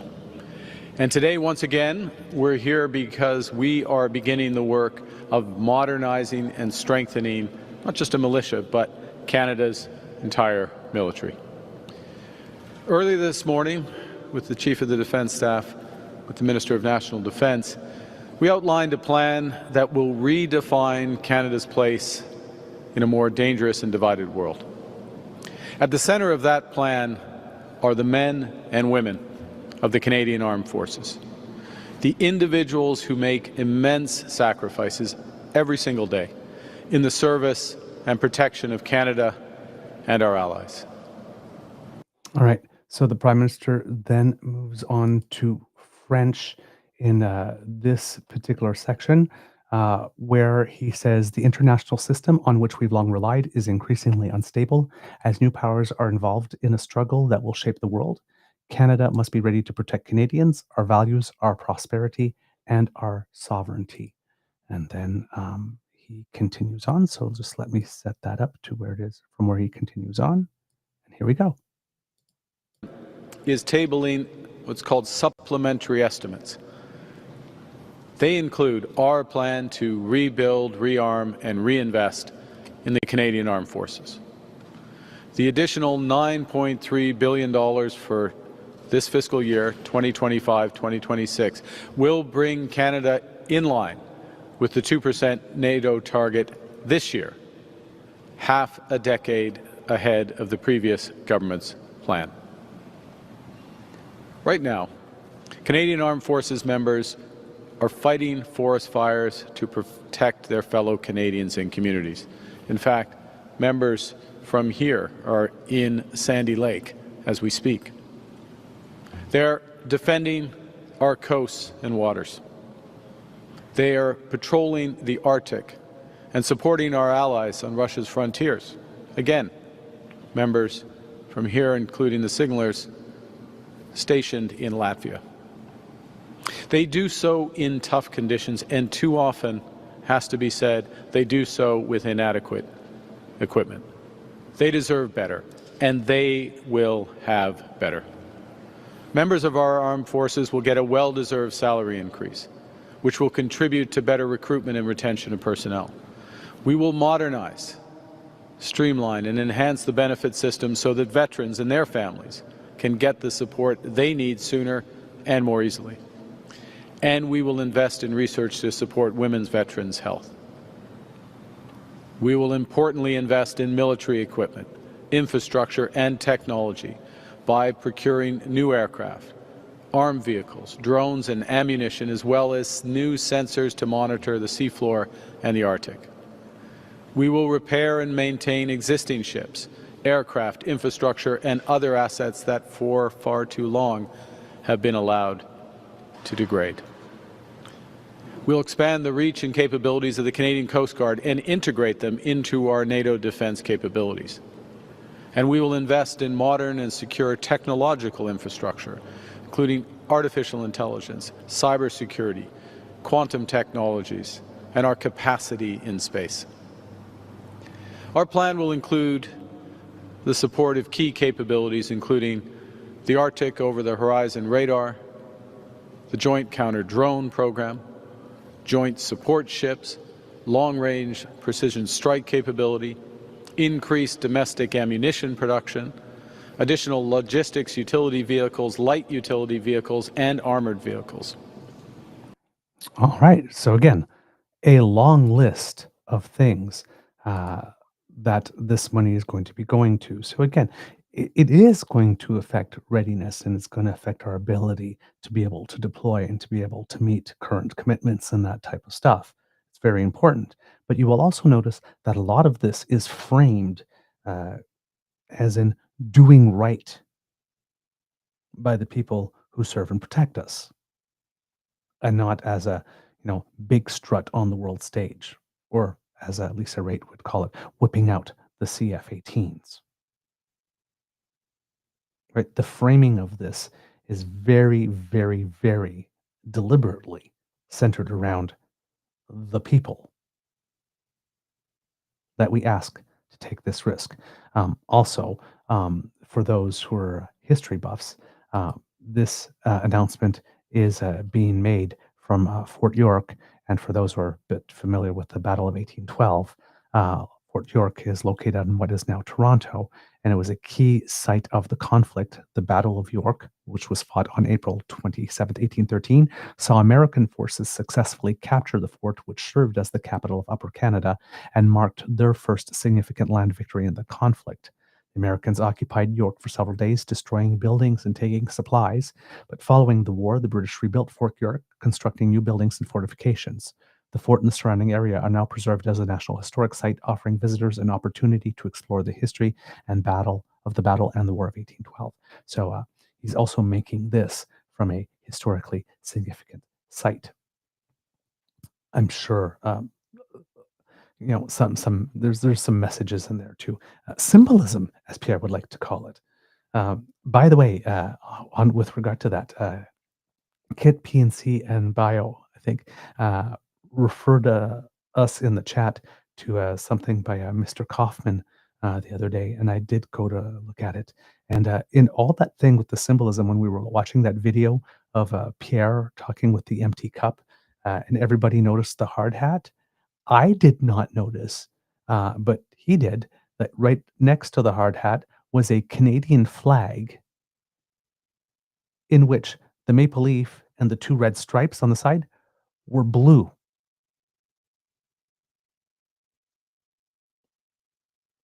A Canadian flag, again, in which the maple leaf and the 2 red stripes were blue.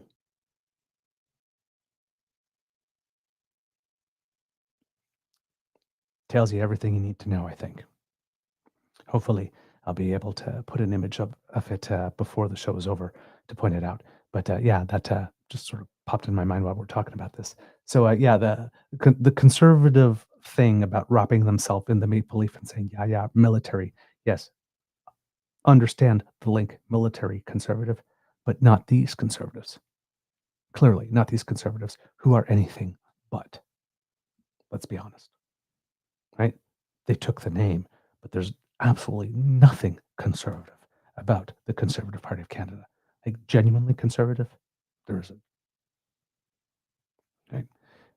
Prime Minister continues in French from this point on and says it is time for Canada to chart its own path, to assert itself on the international stage. It is time to defend our values with those who share them. It's time to share with the world a distinct vision and approach. Okay, that again fits in with his theme that Canada will lead. All right, let's see. He just basically ends this before we go to the question period, question and answer period. So I will show the last little bit here, and it's relatively brief, and then we'll go into the Q&A. As the world grows more dangerous, we will secure Canada. And through these efforts, we will also create tens of thousands of high-paying jobs right here at home. Canada will lead, with the strongest economy in the G7 and a strong, secure and sovereign future for all Canadians and for all time. Thank you very much. Merci, and I'll now be pleased to take your questions. All right. So we're going to the question and answer section. There are, let's put it this way. There are a few questions that I found particularly interesting, but some of them were clearly needed in the sense that, given that he was so economical with words in the announcement, a lot of these things might have been things that would have been in the broader text of an announcement with another prime minister. So these are questions that will probably give some answers that will give some basic information that is useful. But like I said, normally this type of information probably would have also been included in the announcement. But, you know, different prime ministers, different styles and such things. So it's not a criticism. It's just just an observation here. So again, we've been talking about accounting here. So this this question and follow up here will be about asking about creative accounting and impacts of this with regard to procurement, because procurement for a while has been an issue. Nous allons maintenant passer à cette conférence de presse. We'll now begin the press conference. Nous commencerons avec une question et une relance. We'll begin with one question and one follow-up. Première question, first question. Good afternoon, Prime Minister Carney. John Benabelli Rao with CTV National News. You're moving up the NATO spending target in a way that you didn't talk about during the election campaign. How much of this is going to be creative accounting, shall we say, to get to the target you need ahead of this NATO meeting at the end of the month? Thank you for the question. None of it is going to be creative accounting. Look, I think what you're seeing here is a reflection of several factors. One, the good work that's been done by Department of National Defence, the Canadian Armed Forces in advance during this period. Let's face it, where there were election campaigns and the focus was only on the immediate as opposed to moving forward. That's the first thing. The second is a full recognition by Canada's new government of the fundamental importance of providing the basics, the foundations proper pay, proper benefits, proper housing, munitions, equipment, the basics are there. But then moving off from that to begin to build these critical capabilities. And I would say one other thing, and I'll hand back for your follow-up, which is that we're also recognizing that even during the election campaign from the start of the year, the world shifting, the nature of our alliances changing, the expectations within those alliances, but also our expectation for what we need to do to protect Canada have shifted. And when it's something as fundamental as defense of Canadians, defense of Canadian interests, you need to act. And that's why we're pulling things forward. There's still a massive procurement problem for the Canadian military. How do you intend to fix that with this announcement? Yeah, so part of this announcement, and it's an incredibly important question, if I can just expand on it for a moment, which is there's several aspects of procurement issues. The first is the speed with which, there's announcements, there's money allocated, but that money doesn't get spent, it lapses in the parlance, and that means that the women and men of the armed forces don't have the equipment they need. We can't deploy as we need to. Secondly, there's an issue about predictability of the spend. It's very hard for our armed forces, Department of National Defense and their support, to plan 3, 5, 10 years out. They need to be able to do that. So we need to be more consistent. And the third element of procurement is around how do we procure in a smart way. And that starts with value for money. Every taxpayer dollar is precious. But it's also being smart about having the maximum economic impact here in Canada. And so what you're seeing with the announcement today is greater predictability, commitment to the scale of investment, predictability about the types of capacities we're going to be building. And then thirdly and importantly, a structural change, which we've mentioned before, but we're emphasizing, is that we will create a new defense procurement agency. We're in the process of doing that. And that agency will have various abilities for various reasons. We can discuss it at another juncture in more detail, where they can move more quickly in making procurement decisions. They will have that focus on building Canadian capacity at the same time. And so they'll help solve these very real issues that you're raising. Thanks very much. Thank you. Next question. Hi, Mr. Carney. Jacob Lawrence with Bloomberg News. I just wanted to ask again on how this will be paid for. Are you looking at taxes or program cuts, additional debt? So we, one of the things we've said from the start in recent months is there's a few big decisions in the very near term for the government. Some of them don't cost or cost very little, which, for example, the One Canadian Economy Bill, which is now before the House, will have a huge impact in terms of growth in this economy and bringing the country together. Others have a more significant impact, and you just mentioned two. Today's announcement and this focus on meeting our own responsibilities to protect Canadians, but also our NATO obligations at the same time. It's this decision that we're announcing today and the associated summit at NATO towards the end of this month, those are significant events from a budget perspective, and we wanted to get to a point where we had addressed those. And then secondly, as you just referenced, we have just begun the process to look for savings in government, to improve government productivity, to reallocate spending across government. We're just, last point, and so getting greater traction on that and clarity on the scale of that will be important for the budget. Last 2 points. Budget will be delivered in the early fall. The Minister of Finance will be more precise in due course. But we just cut taxes. We're not raising taxes. We just cut taxes. 22 million Canadians are getting a tax cut July 1st. Very pleased to see all-party support of that in the House. A good sign of parliamentarians coming together to help Canadians during the affordability crisis. Thank you. And just on fiscal matters, are you still expecting the deficit for this year to be at $62 billion? Well, look, the deficit, we'll give an update of the outlook for the deficit in due course. That will take into account the economic conditions, decisions such as today, progress we're making on spending reductions as well. So today's not the day for a fiscal update. Thank you. All right.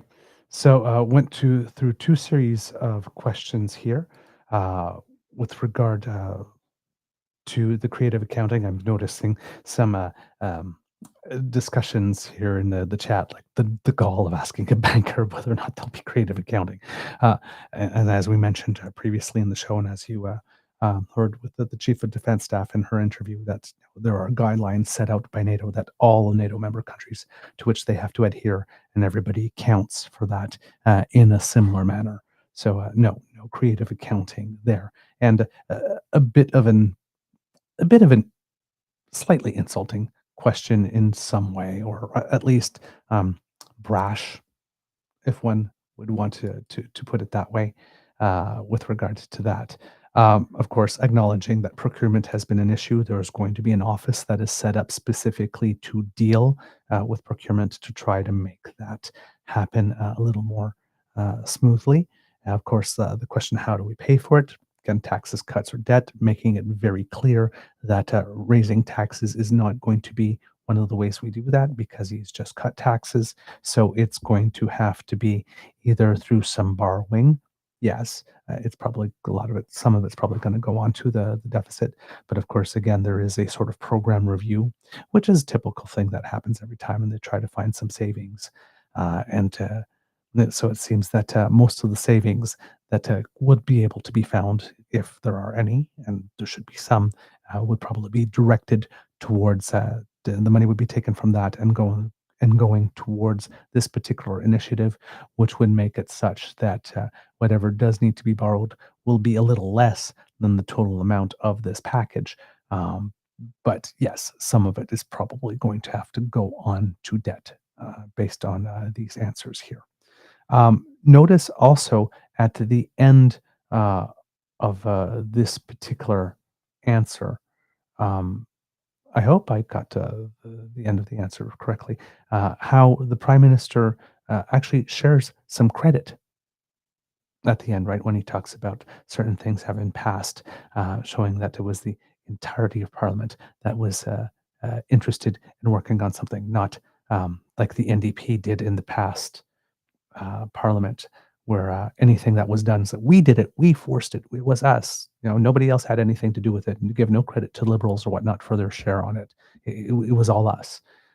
This one, he could have, said, you know what, we said we would pass it quickly. Boom, it passed quickly. I did that. Thank me, because he actually spread the credit to the entire Parliament for having done that. Difference in change of tone. Also, kind of makes it harder. When the Prime Minister gives credit to the entire Parliament for having passed something, rather than to just his own party, and you have the Conservatives doing what Lisa Raitt did at the end of that, or doing what James Bazan did in his interview, like this, talking about stuff, a file that he's been on for 14 years and should know better, and turning around and even suggesting that there was a decade of darkness when it comes to military funding based from the Liberals compared to their own performance, when he's keenly aware of his own party's performance, because he's been on the file since 2011. It makes that kind of juvenile commentary appear even more crass, because the Prime Minister has no problem sharing credit, but they simply cannot acknowledge a basic reality. That military spending did go up in the decade of Trudeau. They will not admit it. So one person gives credit, the other people try to not even give credit for something that's so obvious. You just need to look at numbers side by side. Oh well, that's the game that they want to play. So much for that learning and growing. Now we get some questions with regard to, of course, typical ones that we will get as to how this plays with regard to the situation going on with the United States. So let's take a look at this. Thanks very much. Next question. Hi, this is Vipal Manga from the Wall Street Journal. How does this initiative play into Canada's hopes for a new economic and defense framework with the United States? Well, I think what it starts with is our responsibilities to Canadians, and within the context of, well, first and foremost, it's about protecting Canadians, us taking our responsibilities in the context of a United States that is providing a lower degree of collective security. Understandable, very clear, understandable. So we're stepping up. It's also understandable, quite frankly, because the threat landscape, unfortunately, for this country has increased with both the policies of some countries, with non-state and terrorist actors, but also technology and the ability to. Our advantages of geography have been reduced, I can put it that way. So first and foremost, we're doing this for us. Relatedly, we're doing it as a strong NATO partner. We're a firm believer in NATO, and we're standing shoulder to shoulder with our NATO allies. We'll continue to do so. And of course, the United States is a fundamental ally of the country. So I think it's very complementary to the process of developing that new economic and security partnership with the Americans. Presumably, some amount of these monies will go towards U.S. Companies and defense contractors. Does that help in your negotiations with the U.S. at all? Well, we are certainly in the top 20 clients, if I can put it that way, of the United States defense industry. And we are significantly increasing our defense spend. So it's material. We are material. And of course, there are many complementarities between our expertise, including the women and men of the Canadian Armed Forces, but also technical expertise. A complementarity which will only increase with what we're announcing today. I'll give you an example. Canada is absolutely one of the world's leaders in cyber and AI. There is a big focus in this defense package on developing our cyber and AI capacities, working in partnership. We're here in Toronto. We're a few blocks away from the Vector Institute, for example, and creative destruction labs. So building on those partnerships can be complementary to our relationship with the U.S. Thanks. Thank you. All right. I'm going to fast forward a little bit in time here, just not to skip over what's going on next, but because there's another question with regard to what's happening with the United States that comes in, so to keep all that element in one block. But you will notice here that while this may or may not have any benefit for us with regard to the United States, we hope that it does, but the core of that answer is it's not about them. It's about us. Which is kind of a little strut there, in a way. I'll go back to the speech then. Another remark you made talking about Canada's need to focus on Canada, to work with Europe, to maybe disentangle ourselves a little bit from the United States. Isn't it also, it's inevitable that our defense structure is going to be completely integrated with the United States? There's no way to get around that. Well, I would, you had me until you said completely. No, it's not inevitable. I would change from that line. We are very close and complementary defense partners with the United States. That will continue in many respects. I'll give you the example of ballistic missile defense in its broadest sense. NORAD as a component of the broader. It makes, there are many, many reasons for very close, if not enhanced, cooperation between Canada and the United States. And we are working intensively on the best way to do that. But there are other areas, and it can be in with respect to certain elements of material, technologies across any element of the forces, including AI, cyber elements, where we are going to look to diversify. We're going to do more ourselves. We're going to look to diversify our partners. As you saw, I mentioned in the speech, it isn't news, but we are in close discussions with our European partners to join Rearm Europe. That will be an element of diversification. That's just smart. It's better to be diversified. It's better to have options. It's better to have different supply chains and broader partners. And of course, what we're talking about, last point, is diversifying with our closest allies. Right? These are our closest allies in Europe that we diversify with, and it will be to the benefit of the Canadian people. Thank you.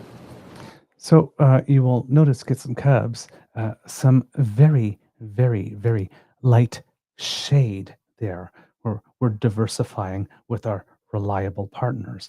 Not saying that the United States is not a reliable partner, but if we are spending 75 cents out of every dollar in the United States, and we are looking to reduce that, let's say to 55 cents or something. I don't know if there's a target number, but we're looking to reduce that.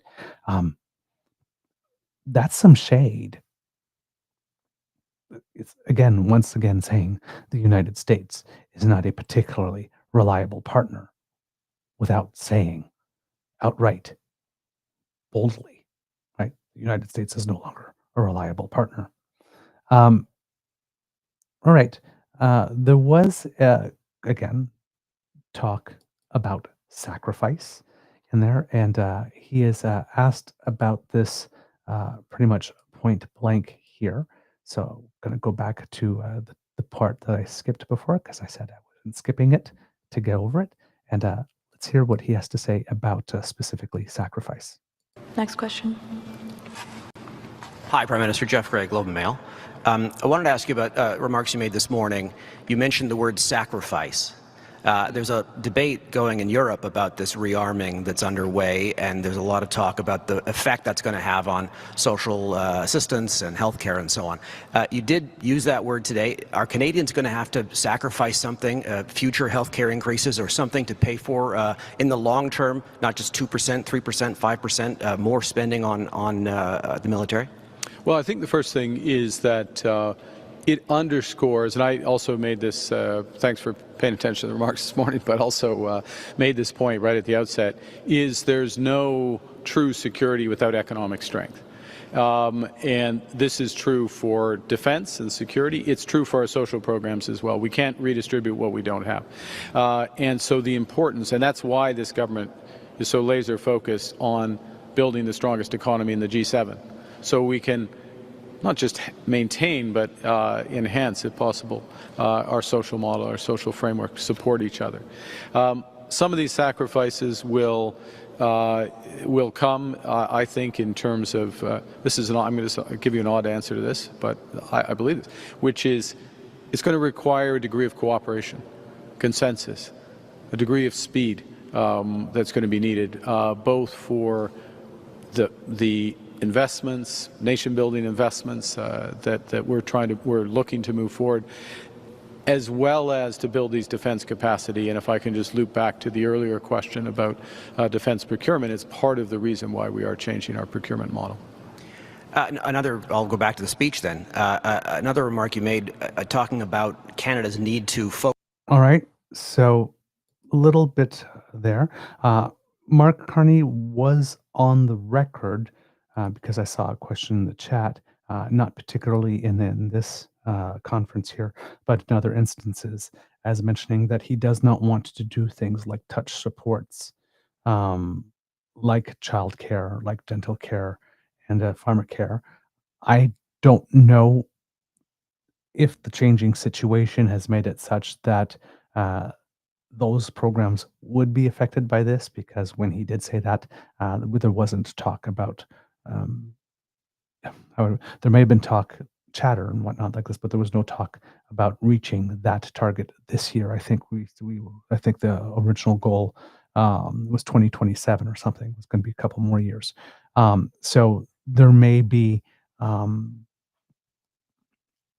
I'm not sure if there would be cuts, but if there was any plans for further expansion of those over the next few years, those might be put on hold. But that is not yet clear. And it's not made clear here what it is specifically that will, where it is those sacrifices really will come from. Kit, Mr. Jim also made a good comment here is that if we are in terms of how you're funding stuff, there is a fourth method, and it is indeed correct, which is expanding the economy. It does fit into generating more tax revenue, but without necessarily raising the tax rate, right? If you have more economic activity, you bring in more tax revenue. And if his plan is to grow the economy, and if he is successful, there will be a portion of the money that comes to fund this that could come from that and just be earmarked and directed to that as well. So that could be a fourth way. It does fall into taxation, but not specifically raising taxes, but more in the sense of generating more tax revenue by growing the economy. And a lot of his plans are definitely focused with regard to that. So if that does pan out, it does make the sacrifices in terms of cuts less severe. However, it does that money that would come in, if anybody thought, hey, if we're growing the economy, we might be able to do UBI or what, that type of stuff, that money would already be spoken for. Right. So it does, at worst, there could be some cuts. At best, would be probably slower or cessation of expansion of such programs. That it could manifest in that way. But there's definitely not enough details one way or the other to know how that's going to go. So, if you have some people on one side, the conservative side, going, "Oh my God, we're going to have to borrow up the yin yang to do it." Yeah, well, yeah, but we gotta. What are you going to do? You gotta, right? So it's going to be some empty rhetoric, and you on the other side, you could have, "Oh my God, everything's going to go to hell in a handbasket. Say goodbye to your childcare." That's probably not accurate as well, right? There'll be something, no doubt, and it will impact in some way, but it doesn't seem like to be a wholesale wanting to ditch certain things that we have acquired or accomplished in order to do this. But it could, everything's a trade-off, right? When you spend money on one thing, it's not available to spend on something else. So that's where a majority of the impact could be, along with some borrowing. All right. What else do we have here? Now, interesting. This question here is based on something that Mark Carney had said specifically before. I think we even had presented it as a clip where Prime Minister Carney mentioned that when it comes to this thing, it's not about achieving some arbitrary target, right? He says that whatever we're going to, I remember this distinctly when he said, he gave his response that whatever we are going to spend for our benefit and to serve us and to meet our needs. It's not just taking a bunch of money and saying, okay, we've thrown this bunch of money at it. Now we've met our 2%, let us off the hook. It's, yes, we want to spend this money and we're going to spend this money, but we're going to need a little time to figure out where specifically we want to spend it. And we're not going to spend any less or any more than we need to get to that part. So he's looked around, he's had his consultations. He says, here's some way that we can get a lot of money out the door relatively quickly. And get some, he likes to do this, right? Minimal spending, maximum impact. So what's the maximum impact I can get for this type of spending immediately right now? So we're talking about boosting salaries, which increases retention, right? So these are things, giving people the tools and the training and the parts and the stuff in order to be able to service the equipment that we have, so that we're at 80% deployability rather than 50%. These are all things that can be done relatively quickly, that don't require 7-year procurement processes, right? This can happen relatively fast, so you can get maximum bang from that buck right away. Is while you are writing the contracts and starting the process for the procurement of larger pieces, right?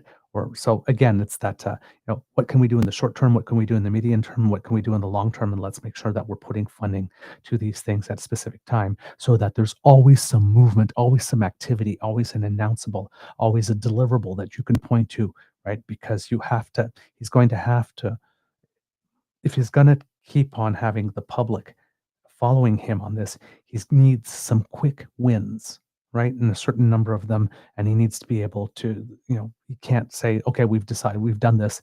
And then the news about it goes dark for 2 years while the contracts are being written. And then we forget about it. And then it's 2 years of a vacuum where we're going, well, you said you were going to happen. Where is it?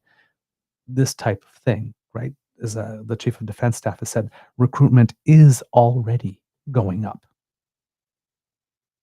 right, based on what has been done before. If this boosts it, right, if 6 months from now, or when the money starts to be 6 months from when the money starts being spent, there's a newspaper article or the National Defense comes out with an article that says, our applications have gone up by 12% now, or 5% or 6%. That's something that they can point to. Then they could say, hey, see, the strategy is working. We put more money into paying people well and making sure that they would be well taken care of. And look, people are coming. We built it, they come. And so there's going to be a lot of milestones like that, and they'll need these. So while with David Cochran's questions, right, you had a lot of questions about, but like that's not going to make this money is not going to make it so that we have all 4 submarines operable in the water. No. But it is going to make sure that there are people there that have the tools and that have the equipment and have received the training. And for some of these cases, it's not only the soldiers that need to be trained, but we need to train to have enough trainers, right? Some of these places, that's where things are at. All of this stuff happens, right? So, for example, if you're training trainers like this and you take 5 to 6 months to do that, and all of a sudden there's a new training unit, you can point to that new training unit, and here's another progress, right? Another win, another deliverable. So these are all elements, and he sees all these specific pieces. And so this is, if you think of it as a 3-layer cake, for example, like this is the bottom layer, right? What can we do now? Making sure you have a solid foundation before you're doing the other ones, putting the other layers on the cake. All right. So let's see, where are we here? So yes, this is with regard to meeting that, the question will be sort of like, you said that we weren't going to meet an arbitrary number, but this looks like it's an arbitrary number. And one way you can make the argument, right, because he stops at about 2%, right? He could have gone to 2.3, 2.21, right? But so it does create the impression, but when you look at all the things that this is being spent on, it is in line with what he said before. Thank you. Next question. Hello, Prime Minister. Nathaniel Dove with Global News. You said during the campaign with regards to national defense, you don't start with a percentage of GDP or what can be an arbitrary figure when it comes to national defense. Can you explain why you changed your position so that now we are hitting 2% much faster than you originally said? Well, actually, it is the same position. It's looking at all of the elements on the ground, starting with the very basic elements of the foundations of the Canadian Forces.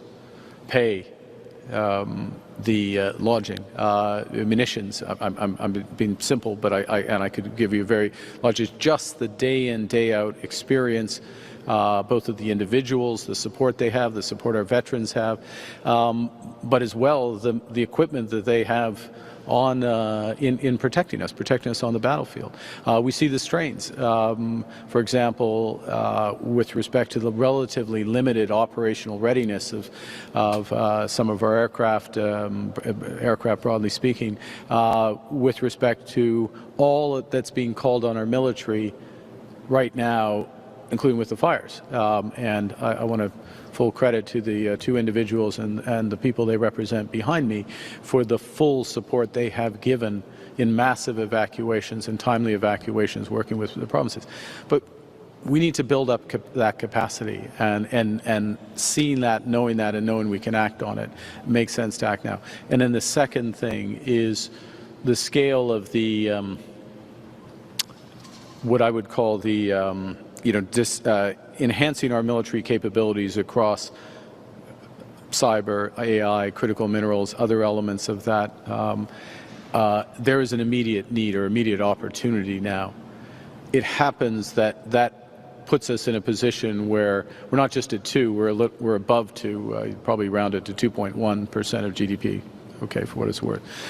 Last thing, if I can say, is that I did make the point about, within the context of a broader negotiation within NATO, about longer-term targets, and that's something that's under discussion, is that we're going to be guided by what's necessary. Again, we're going to keep the same principle, not to satisfy, all due respect to them, NATO accountants, some magic number. It is about the results. So speaking of the NATO accountants, you said that this morning as well. Mark Rutte, I think on Wednesday last week, NATO Secretary General said that we can forget about keeping ourselves safe with 2%, and allies now are discussing 5% overall of GDP spending, 3.5% directly towards defense.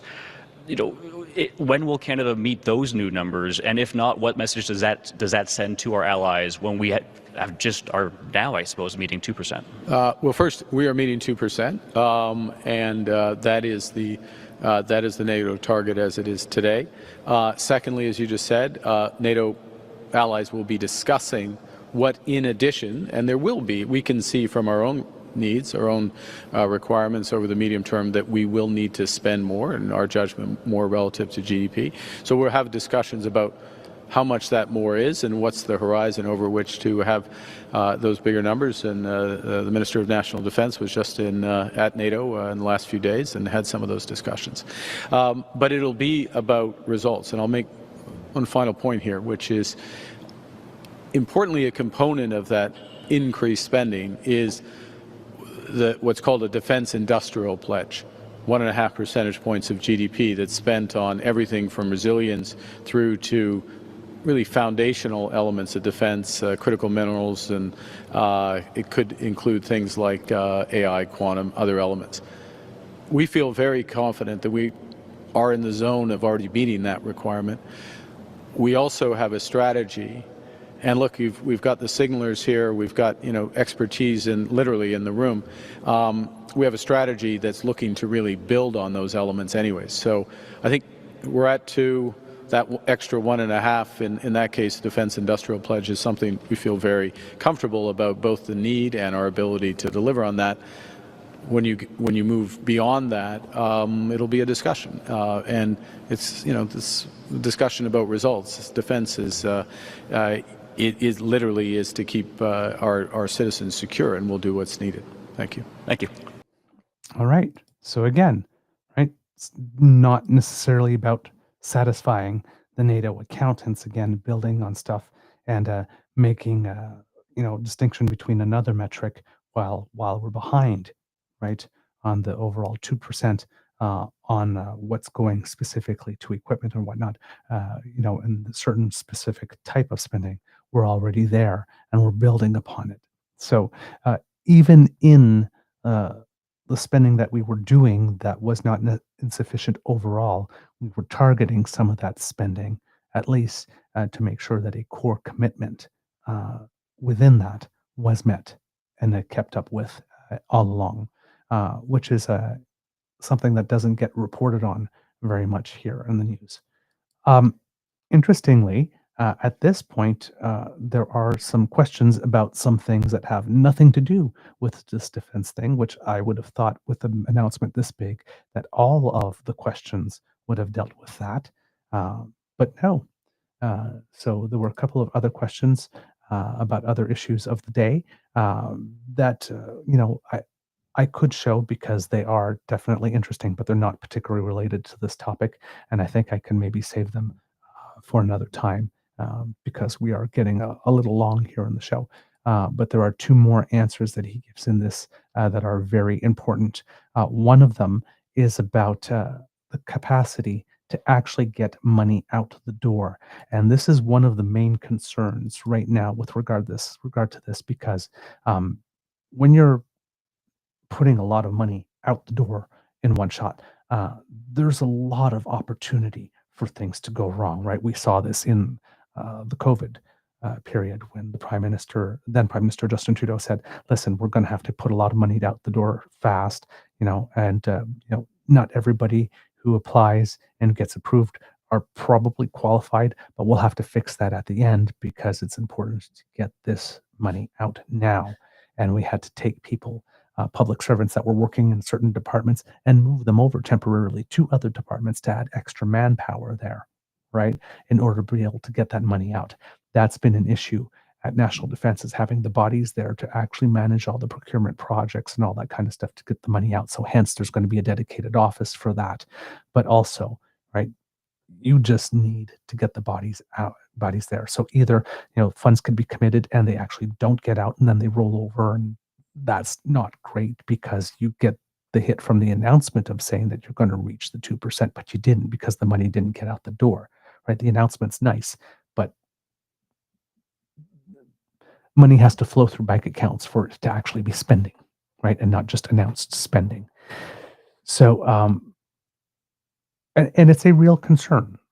This is one of the places within the structure that does absolutely need to be shored up. So with regards to that, I believe let's see if I've got the right timestamp there, and what the Prime Minister had to say. So I'm just going to move this over right here. I believe I have it correctly. Whoops, might be just a little ahead. So you might get a couple of extra words or syllables or something. But yep. Oh, actually, that would have been a lot more. There we go. There we go. Now we'll fix that. And here we go. Thank you. Thank you. Last question. Good afternoon, Mr. Prime Minister. Jamie Strachan with CBC. Obviously, we're talking about a lot of money here, over $9 billion. Are you confident that DND has the capacity to actually spend it?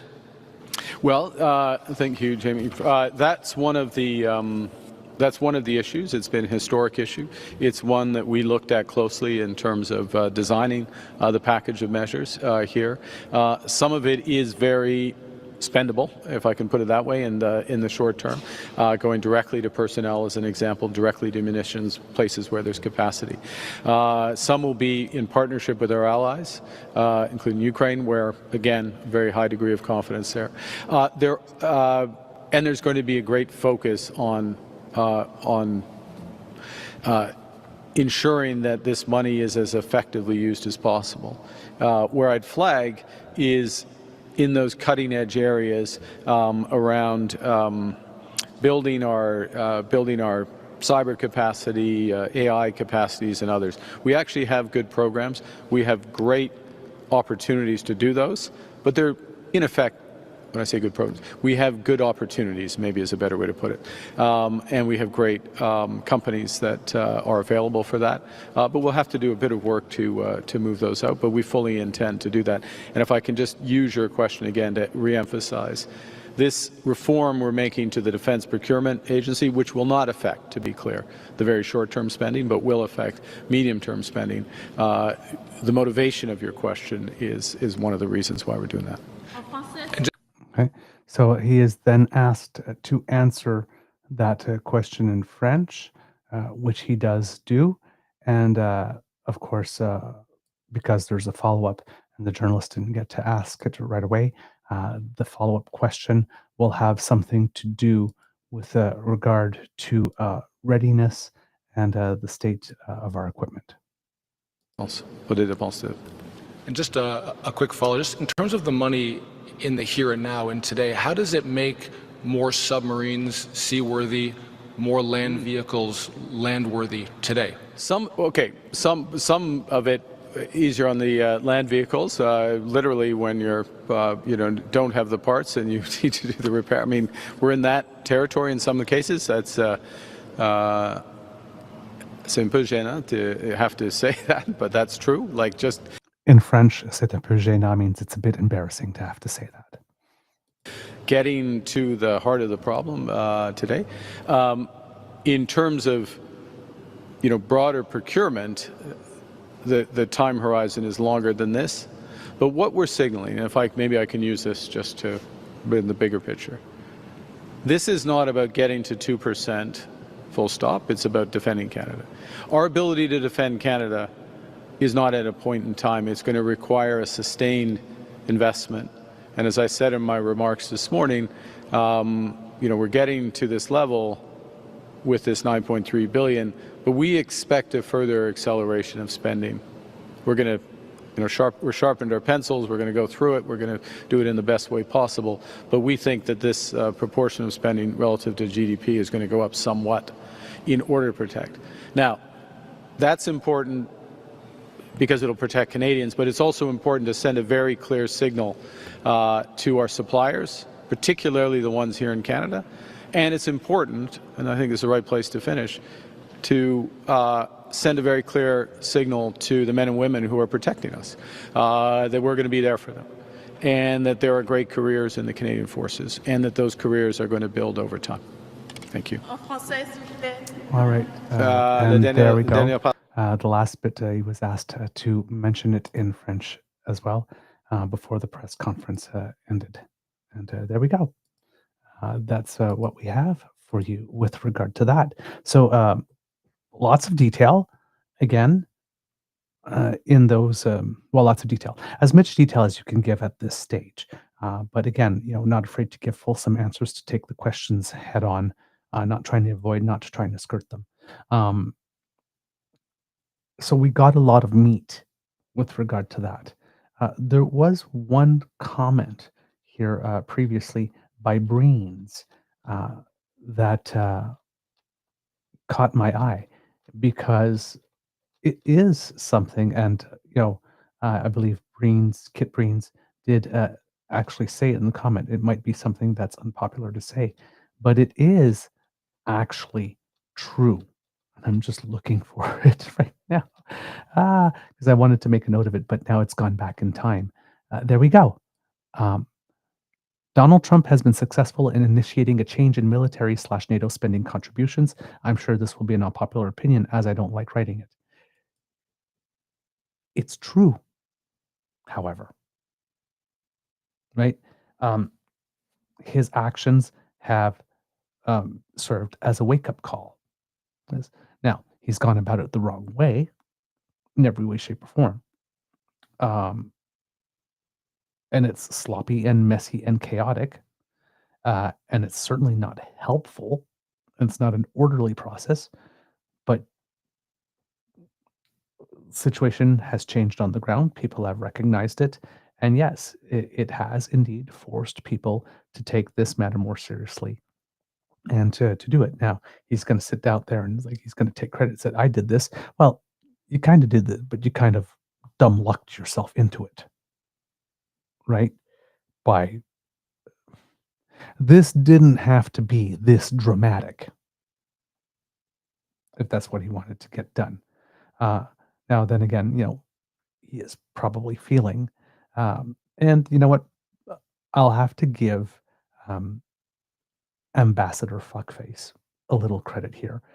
In that interview that he had with Power and Politics, he did mention there is a reality for the United States going back to their own people, and them being asked all the time. He says, well, yeah, but it's like we're spending like 3-point-something%, and some other people are like, there was a time where there were several nations that weren't at the 2%. So like, why are we doing this? We're being played for suckers, and then we have to go and explain it to our people. Why it is that we're doing that? That is not. As Canadians, sometimes we want to roll our eyes and go, oh, like, come on, yeah, but you're the United States. You took on this position. You get all the benefits of being the world's, big player, big power, right? You get to boss people around and tell them what to do and convene stuff and say, this is the way it's going to be. It's like, it's not like you're getting nothing for that investment. And it's not like you're not getting intangible benefits outside defense as a result of that. But it is, in politics, a lot of people like to look at things in isolation in a vacuum with a very, very narrow lens and pretend that no external factors influence that. And that is a difficult position to explain. If the roles were reversed, it was Canada doing that. The same questions would be asked of our government, and it's not obvious to make that case. So there is indeed some truth to that. One could even argue that there was a need for it, but it did not have to be done like this. It didn't have to be done in the way that, well, maybe we just won't be your allies anymore. Or maybe you won't, maybe we won't pick up the phone when you call, type thing. That type of uncertainty and instability that it creates a vacuum that other world leaders who do not necessarily have our alliance's best interests at heart feel that they can move in and take space and start puffing their chest. That was not necessary in order to achieve this. But then again, maybe a certain jolt was needed. And yes, it is, I feel icky saying it too, like this, but in that very, very narrow perspective,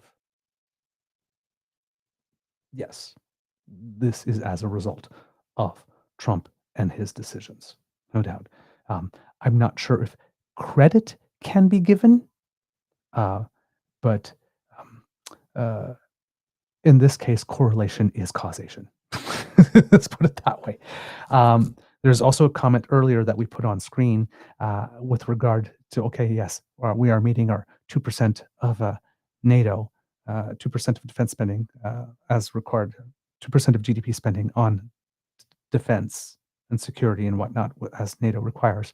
But there's also another part of that that has to do with foreign aid, right? We had committed a long time ago to spend 0.7% of GDP on foreign aid. And foreign aid, of course, it's the diplomatic element that goes along with the military, the soft power, right? In terms of basically the overall philosophy is if we solve problems over there before they get big, because those problems might not come over here. So, for example, if there is a place in the world where there is desertification and there's not enough water, if we could find a way to get enough water, then you will not have the mass migration. And then in that issue to handle, right? If there are some tensions in certain places and that you could put some resources there to try and diminish those tensions, maybe a war won't break out. You won't have a refugee problem. So that part is often ignored, and a lot of people don't see it as having value, but is a key component. Because if people started looking at foreign aid as a key component of national security and defense, preventing problems elsewhere so that they don't manifest in some way over here or create a new problem to handle over here. If we were as serious about that as we seem to be about this, that would be a huge step up, would be a massive step up. Hopefully, quietly in the background, that is happening too. But it's not as showy, it's not as flashy, right? We don't do this in Canada, but you could have a military parade with all the new equipment you bought with all the money that you spend and showing off, and this is what we got. That's hard to do with foreign aid, right? You can't take the well from Kenya and put it on a flatbed and parade it downtown Ottawa, right? It's not as showy, it's not as flashy, but it is a vital component. And I'm hoping that someone within the government is looking at shoring that up as well. Even if they do it quietly, because you got Pierre just running around and saying, we need to cut foreign aid. Like if we're boosting it quietly in the background and not drawing a lot of attention to it so as to not provoke the Conservatives and get them saying stupid stuff on TV, I would be good with that. But I hope somebody's doing it.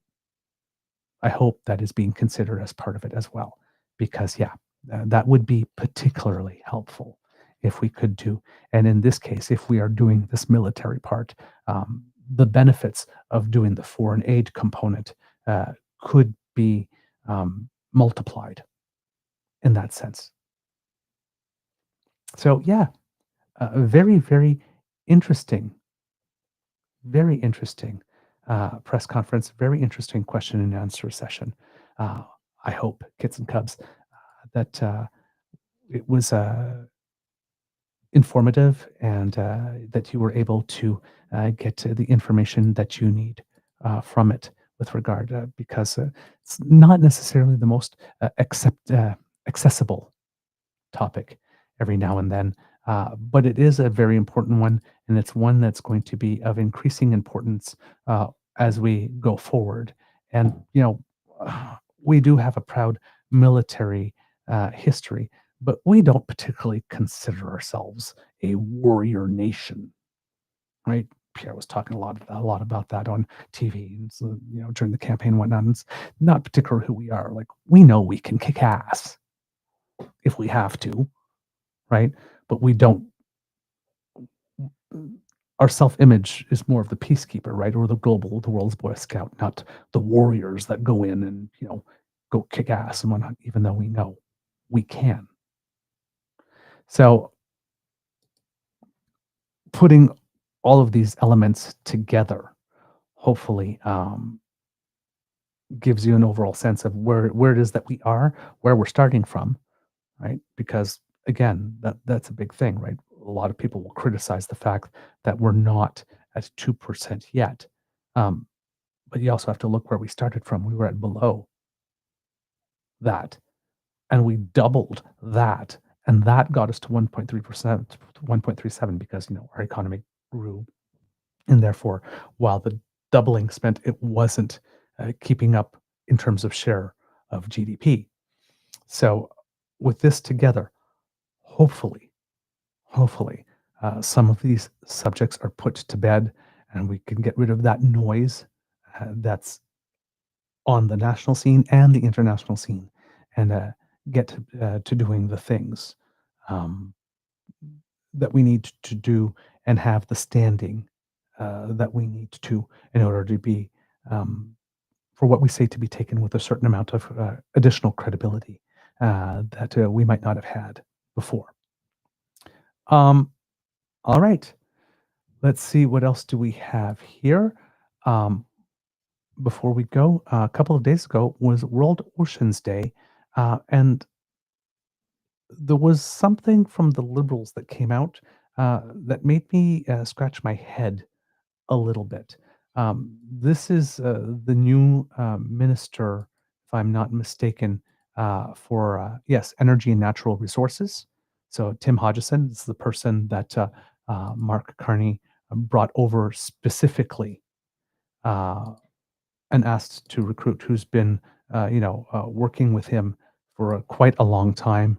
One of the people that Prime Minister Carney trusts implicitly. And the thing is, well, here it is. I will show the tweet to you. And I found this one really interesting, because I know that a lot of our emphasis is with increasing our prosperity, right? This is the theme. But I think this one missed the mark here. So I'm going to blow that up for you a little bit there, Kits and Cubs, so that you can see. There we go. Our ports are the gateways to prosperity. On World Oceans Day, we recognize that investing in critical infrastructure like the Port of Vancouver means we can move our exports to trading partners who share our values, not just our borders. Investing in every step of the supply chain will help us build the strongest economy in the G7 while protecting the marine ecosystems that sustain us all. And then there's a video in there, and the video talks about prosperity and all that kind of stuff. What the video doesn't talk about at all is protecting the marine ecosystems that sustain us all. And as you can see, it's put as an add-on at the end. And it just seems to me that on World Oceans Day, which was created because we have sustainable development goals, and it's part of that push that the focus of the message from the Energy and Natural Resources Minister probably should have been more on the protecting the marine ecosystems that sustain us all part and less about ports being gateways to prosperity part on that day. So a bit of a missing of the mark on that one, in my view. Also, as I promised, kits and cubs, the image of Monsieur Pierre and the empty cup. If you will see, right here, so we notice the hard hat. Of course, we notice the Pierre as Prime Minister, and we notice the cup. And this is, again, Mr. Kaufman's video. Like all this various symbolism, but right here, right here, the conservative Canadian flag, it would seem.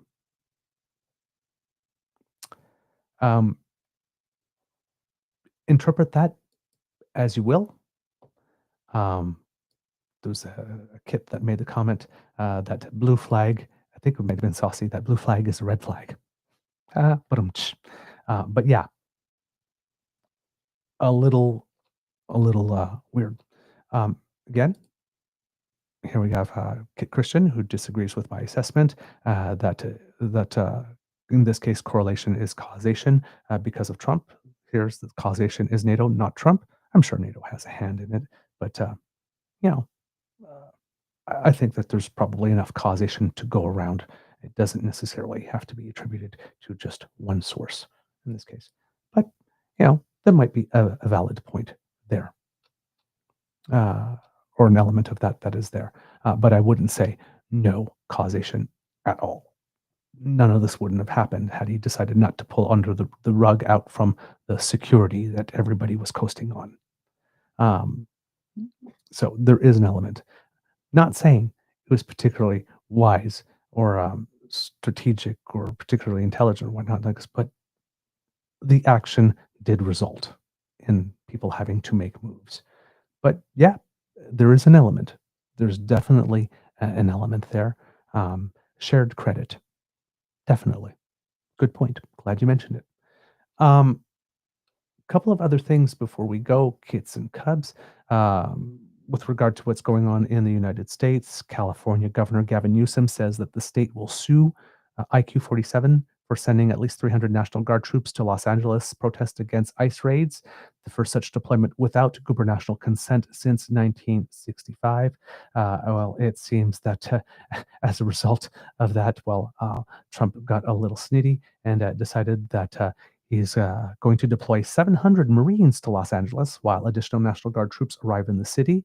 About 300 were already deployed, National Guard troops, and it looks like he wants to boost that to 2,000 by Wednesday, and with the Marines expected to provide support, but it is still unclear exactly what they will be doing. And yeah, this is definitely very, very, very much concerning. Today, other things that will be going on. The Bloc Québécois has announced that it wants to split up the Liberal government's sweeping One Canadian Economy bill to speed up plans to dismantle internal trade barriers while allowing for more expensive study of changes to environmental assessment rules for major infrastructure projects. So, yeah, remove the trade barriers now, but with regard to anything environmental, yeah, let's split that bill and take more time to look at that. So it's almost like the Bloc is taking on a bit of the responsibilities that one would normally associate with the Green Party, particularly on this file here, because we know that Mr. Blanchet is not particularly fond of either Premier Daniel Smith or the idea of an additional pipeline, at least. Not sure about how he feels about gas pipelines, but an oil pipeline anywhere, pretty much. The bill would create a framework to select projects of national importance that would benefit from a fast-tracked approval process, but the Bloc House leader, Christine Normandin, said she's concerned it would, quote, completely disqualify the provinces from approving major projects as Ottawa would have full discretion over the selection process, she maintains. But she said the Bloc supported separating changes to internal trade rules into a separate bill to allow it to quickly pass through the House because of the broad support those measures had amongst the provinces. Carney, Prime Minister Carney says the legislation is top priority for his government and urged the House to pass it before the summer recess, even if that means extending the number of sitting days. I have a feeling that the Bloc would have the support of Elizabeth May with that.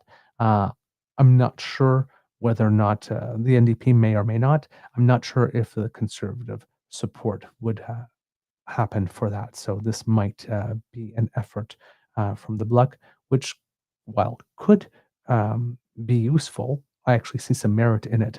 The Conservatives might not allow to pass because, well, they're anti-environment, right? So, and they're not up to help with that at all.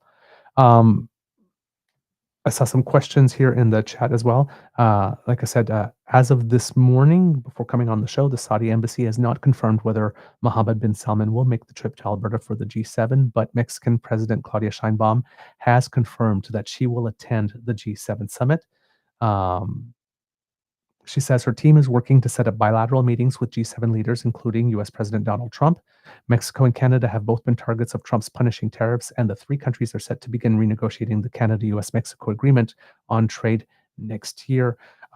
There's also a very interesting interview on Power and Politics the other day, I believe, stating how a relationship with Mexico is not necessarily the best, in part for two reasons. The previous leader, AMLO, I believe, was not particularly interested at all in dealing with Canada.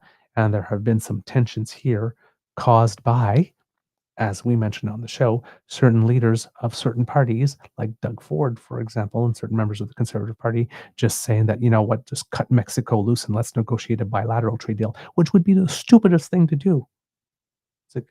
To put ourselves into a bilateral situation rather than a trilateral situation with the United States. Particularly, I mean, had we done that then, seeing what Trump is doing to us now, we would have had such buyer's remorse.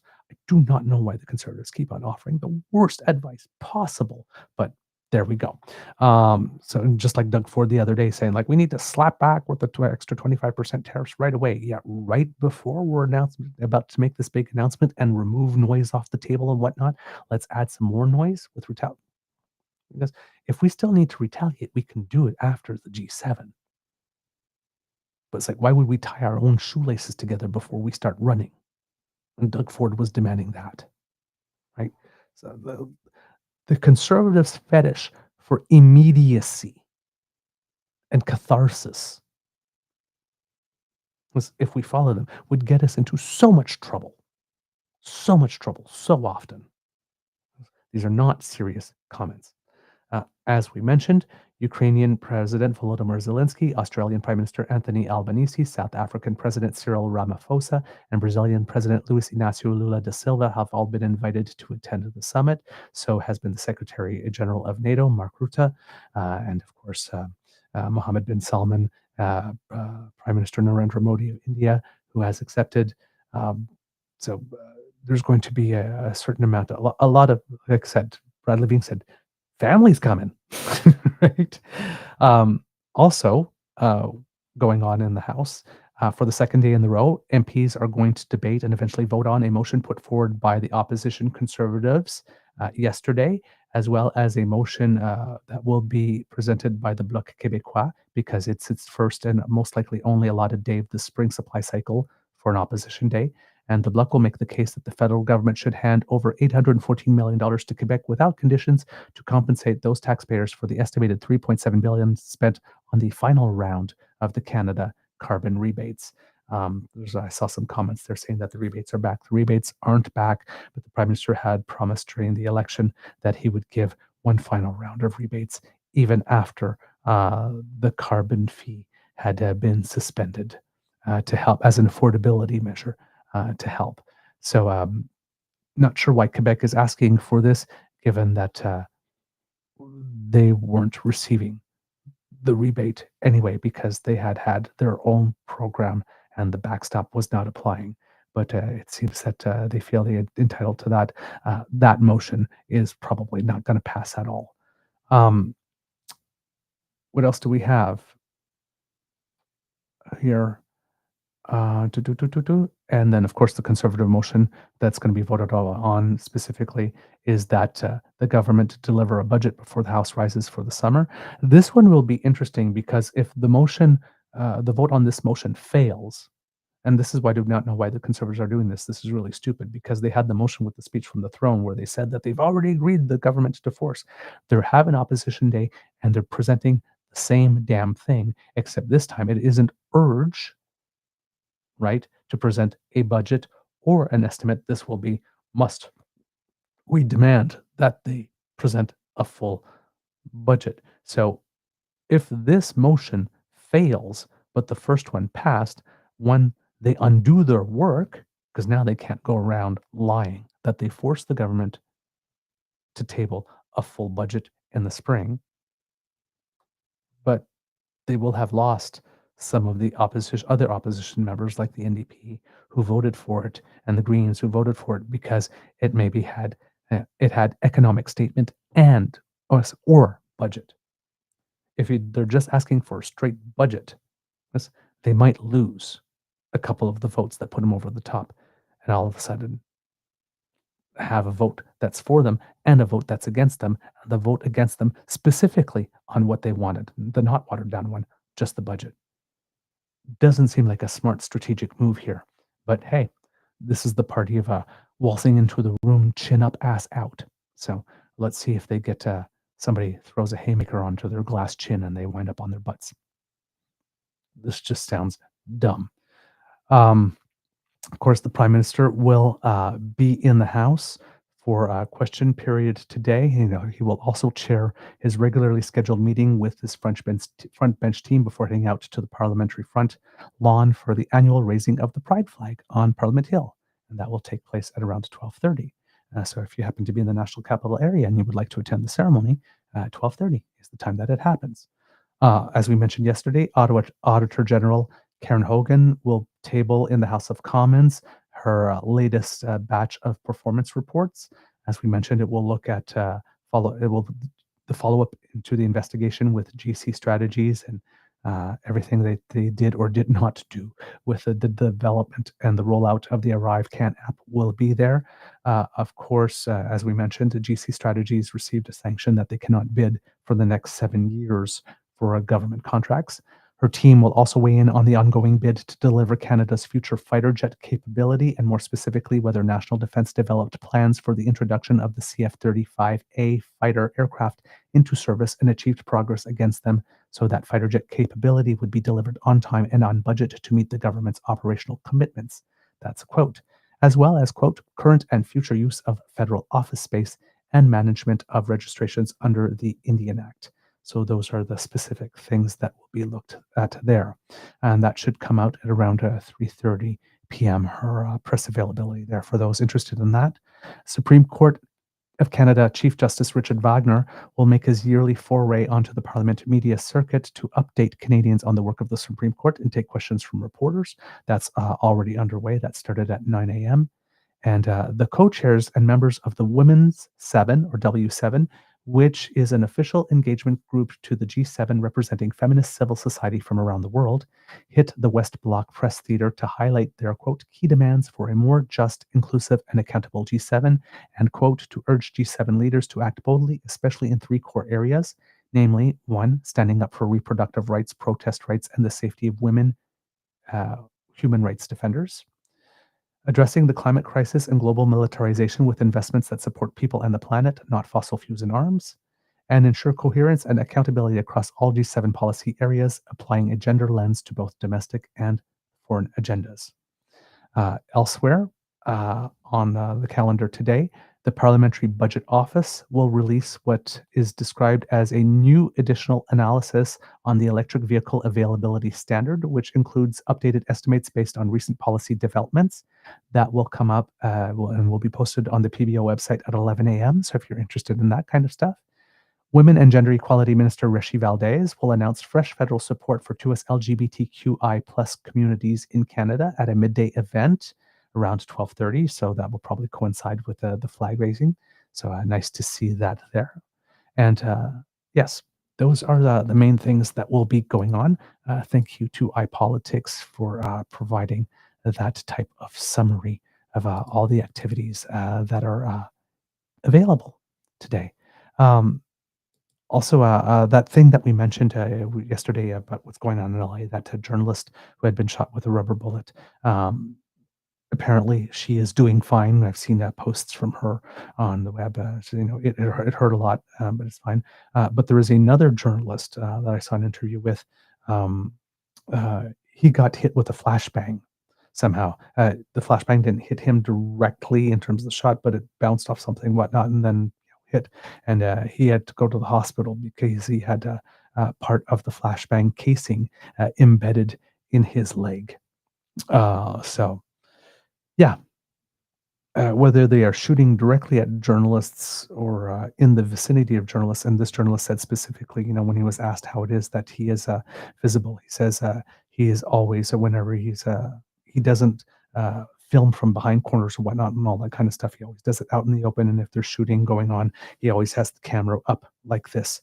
And still, he got hit with, I guess, shrapnel from a flashbang. So, again, sometimes we don't appreciate it, but being a journalist is still today one of the most dangerous jobs in the world, depending where it is that you do it. So, yeah, this should not be happening, but it is, and it is frightening. All right, kids and cubs. That's the end of this episode of the Daily Beaver Morning Show. We hope that you loved listening to us because we love making this for you. Remember that sharing is caring and word of mouth is priceless. So please, please, please tell your peeps and poops all about us.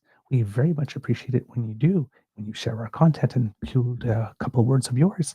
That makes us very happy. Now, kids and cubs, if you are listening to us but don't always have an opportunity to listen to us live, and because you're busy, you're on the go, you've got things to do. Well, it turns out that we are portable. If you would like to make sure that you can download the ears-only version of our podcast, you just need to scan this QR code that appears on our screen. Thank you so much to the Ray Girl for her support. Or if you are listening, go to podpage.com/thetruenortheagerbeaver with a hyphen between each one of those words. And when you go there, you click on subscribe. And when we have something fresh off the bandwidth, it comes directly to your podcast feed. No fuss, no muss. We make it easy because we like to help. Now, if you would like to help us in other ways, then Kits Cassie, who's returned to the morning chat, thank you so much. It's so lovely to see you. We know that the reason is what the reason is, and yes, but we are very, very happy to have you among us because you're just a veritable ray of sunshine and a wealth of information as well. But Kits, Cassie, and Elaine would definitely beckon you to go to the True North Eager Beaver Media Incorporated YouTube page where we have some buttons that you can smash with. It's Pride Month. Get freaky. Like, share, subscribe, click them all. In fact, we encourage it. We don't judge. Well, we do judge, but we don't judge you for that. So if you would like to do that, that would help us a lot. Also, if you are listening to us in podcast version and you have the opportunity to give us stars and reviews, all of that helps us with the algorithm. So thank you very much for all that you do to support us. It means the world to us. If you would like to help us in other ways, kids and cubs, we have a little something called the Emergency Hydration Fund here at the Beaver Lodge, where you can make your contribution to fight the scourge that is dry beaver. Dry beaver. Very, very unfortunate situation. So if you would like to do your part to keep your national beaver moist and refreshed and humidified, and all the words, a little contribution would go a long, long way and would earn our undying gratitude. It's worth a lot. So if you would like to scan that QR code that just appeared or surf on down to our coffee page, that's coffee, ko-fi.com/eagerbeaver, and drop a little coinage, that clinging sound as it hits the bottom of the jar makes us so happy. It delights us. And we are very, very appreciative Of course, Kits and Cubs, everything that you donate goes back into the show. And if you are buying Canadian and would like to avoid the US CE Tech Pros, a bank-to-bank transfer is the way to do it. Entirely Canadian transaction. And as a bonus, we get 100% of your donation that way. No cut goes to American CE Tech Pros. And we appreciate all that you do there. Now, if you're not able to contribute financially, that's quite all right. Because True North Eager Beaver at gmail.com is where you can write to us. Not only for the bank transfer, but to let us know what you think about the show. Or to make some recommendations. If you have a guest that you would like us to have on, if you have a topic like C2 that you would want us to address, send it to us. We want to hear from you. And if you want to reach us via our socials, at True Eager at the Blue Sky Beaver Lodge, also on the shitter, True North Eager Beaver on Facebook, our original home. And if you happen to be listening on our YouTube page, either live with the Damn Fam or later at your own convenience, right down here in the comment section, leave us a little something. We read absolutely everything, though we're not able to get back to you.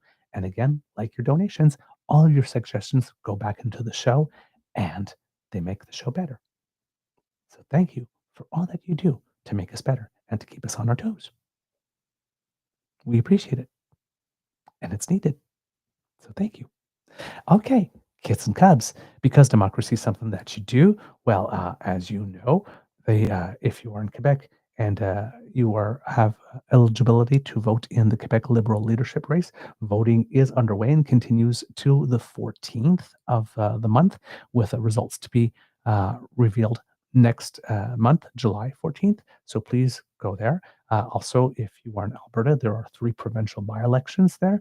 I believe the vote date is June 23rd. So please do research your candidates. Very important. And do what you need to do for democracy there. Make sure that you plan your vote. Very important. And bring friends with you. Also very important. As you know, Kits and Cubs as well.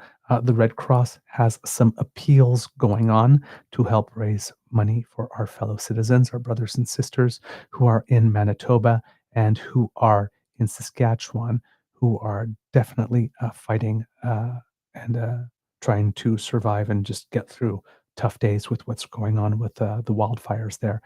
There has been some rain, I believe, in Saskatchewan, which has been helpful. Thank goodness. But there is still just so much to do. So, Kits and Cubs, if you would like to help in that case, remember that the Government of Canada and the Government of Manitoba will match donations to the 2025 Manitoba Wildfires Appeal from May 28th till June 27th. Every $1 donated will become $3 to support the families and individuals most affected by the wildfires, because the federal government and the Government of Manitoba will match. The Government of Canada will also match donations to the Canadian Red Cross 2025 Saskatchewan Wildfires Appeal from May 30th to June 29th. Every $1 will become $2 to support the families and individuals most affected by the wildfires. The Government of Saskatchewan has not yet announced that it will match for some reason. To donate, contact the Red Cross at 1-800-418-1111 via email at wecare@redcross.ca or online at www.redcross.ca. And I will try to put that up here in the chat for you, Kits and Cubs, so that you can have it on the screen, and it will give you time to note those numbers. There we go. And those email address and all that kind of stuff. Again, if you're at home and you had some time to get a pen and paper, 1-800-418-1111. Email wecare@redcross.ca or online at www.redcross.ca. That's where you can make your donations and do the right neighborly thing. Words of wisdom, Kits and Cubs. Again, didn't introduce the twins this morning. But they are indeed right here, Chip and Dale. They're here to say hello. Words of wisdom. You know what? This one is for the Oilers. You know what? You didn't have a great game. Little lack of discipline. You had a day where you were a little messy. That's okay. There's always another day. And next day, make like summer Macintosh. There you go. That's my word of advice. If you happen to have a messy day, that's okay. Pick yourself up, and the next day, go out into the world like your summer Macintosh. And just take it on. All right. It's what I got today. Kids, it could be a tough world out there. So please be kind to and gentle with yourself. And now, one of my favorite parts of the show, audience participation. Kids and cubs, at the count of 3, please say, Mr. Beaver, cue the cog. Oh, such unison. It's amazing how beautiful it sounds when you all work together. I am happy to oblige. You are listening to a True North Eager Beaver Media Incorporated podcast. The True North Eager Beaver podcasts are proudly brought to you by our founding sponsors, the Misfit Mysteries from Corvid Moon Publishing, your source for science fiction, fantasy, and cozy mysteries featuring a broad diversity of characters. CanadianTarot.com, their uniquely Canadian online eclectic tarot community, and the Peppermaster, hot pepper sauces made from farm-fresh ingredients to thrill your taste buds and expand your mind.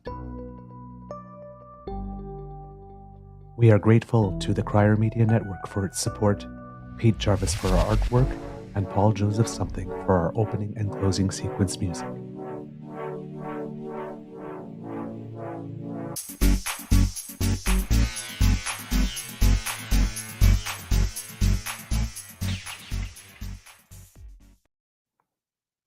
Little good news here, courtesy of Kit Uncover. Monarch butterfly numbers are up in Mexico after years of decline. While pesticide use in the U.S. contributed to the decline, experts credit favorable weather for recent increases. I love butterflies, so that definitely makes me happy. All right, kits and cubs, that's all I got for you today. Go out and have a most beaverific day. Oh, sorry, I did forget to mention. This name might not be familiar to you, but could be. For those of you who watched Much Music and Music Plus back in the day, and I got this news courtesy of Ed the Sock, there was a VJ. Her name was Juliette Powell. Beautiful person inside and out. And on Much Music, she would often host the show called French Kiss. There was a show that featured Francophone music. And then on Music Plus, she was often the host, as well as regular VJ of Bouge de la, which was basically the French version of Electric Circus. And I remember back in my younger days, actually dancing in studio at Bouge de la. And just a lovely person. Apparently, she passed away on June 3rd of viral meningitis. And it's like I said, maybe not the biggest name, but as someone from my generation who grew up with Much Music and Music Plus and all of that,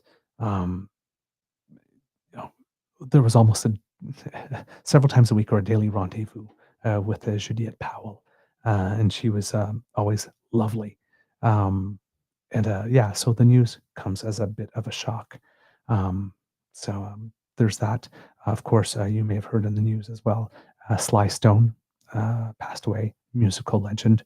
A lot of people consider that his might have been the absolute best set at Woodstock that time. And so some losses there. So when Juliette Powell used to end her show called French Kiss, she would always end it with amour. So, in honor of you, amour. All right, everyone. Have a wonderful day. Oh my God, I'm actually welling up a bit. Wow. You never know. Sometimes how learning of someone's passing will hit you, I guess. Well, have a wonderful day, everyone, kids and cubs. And we will see you tomorrow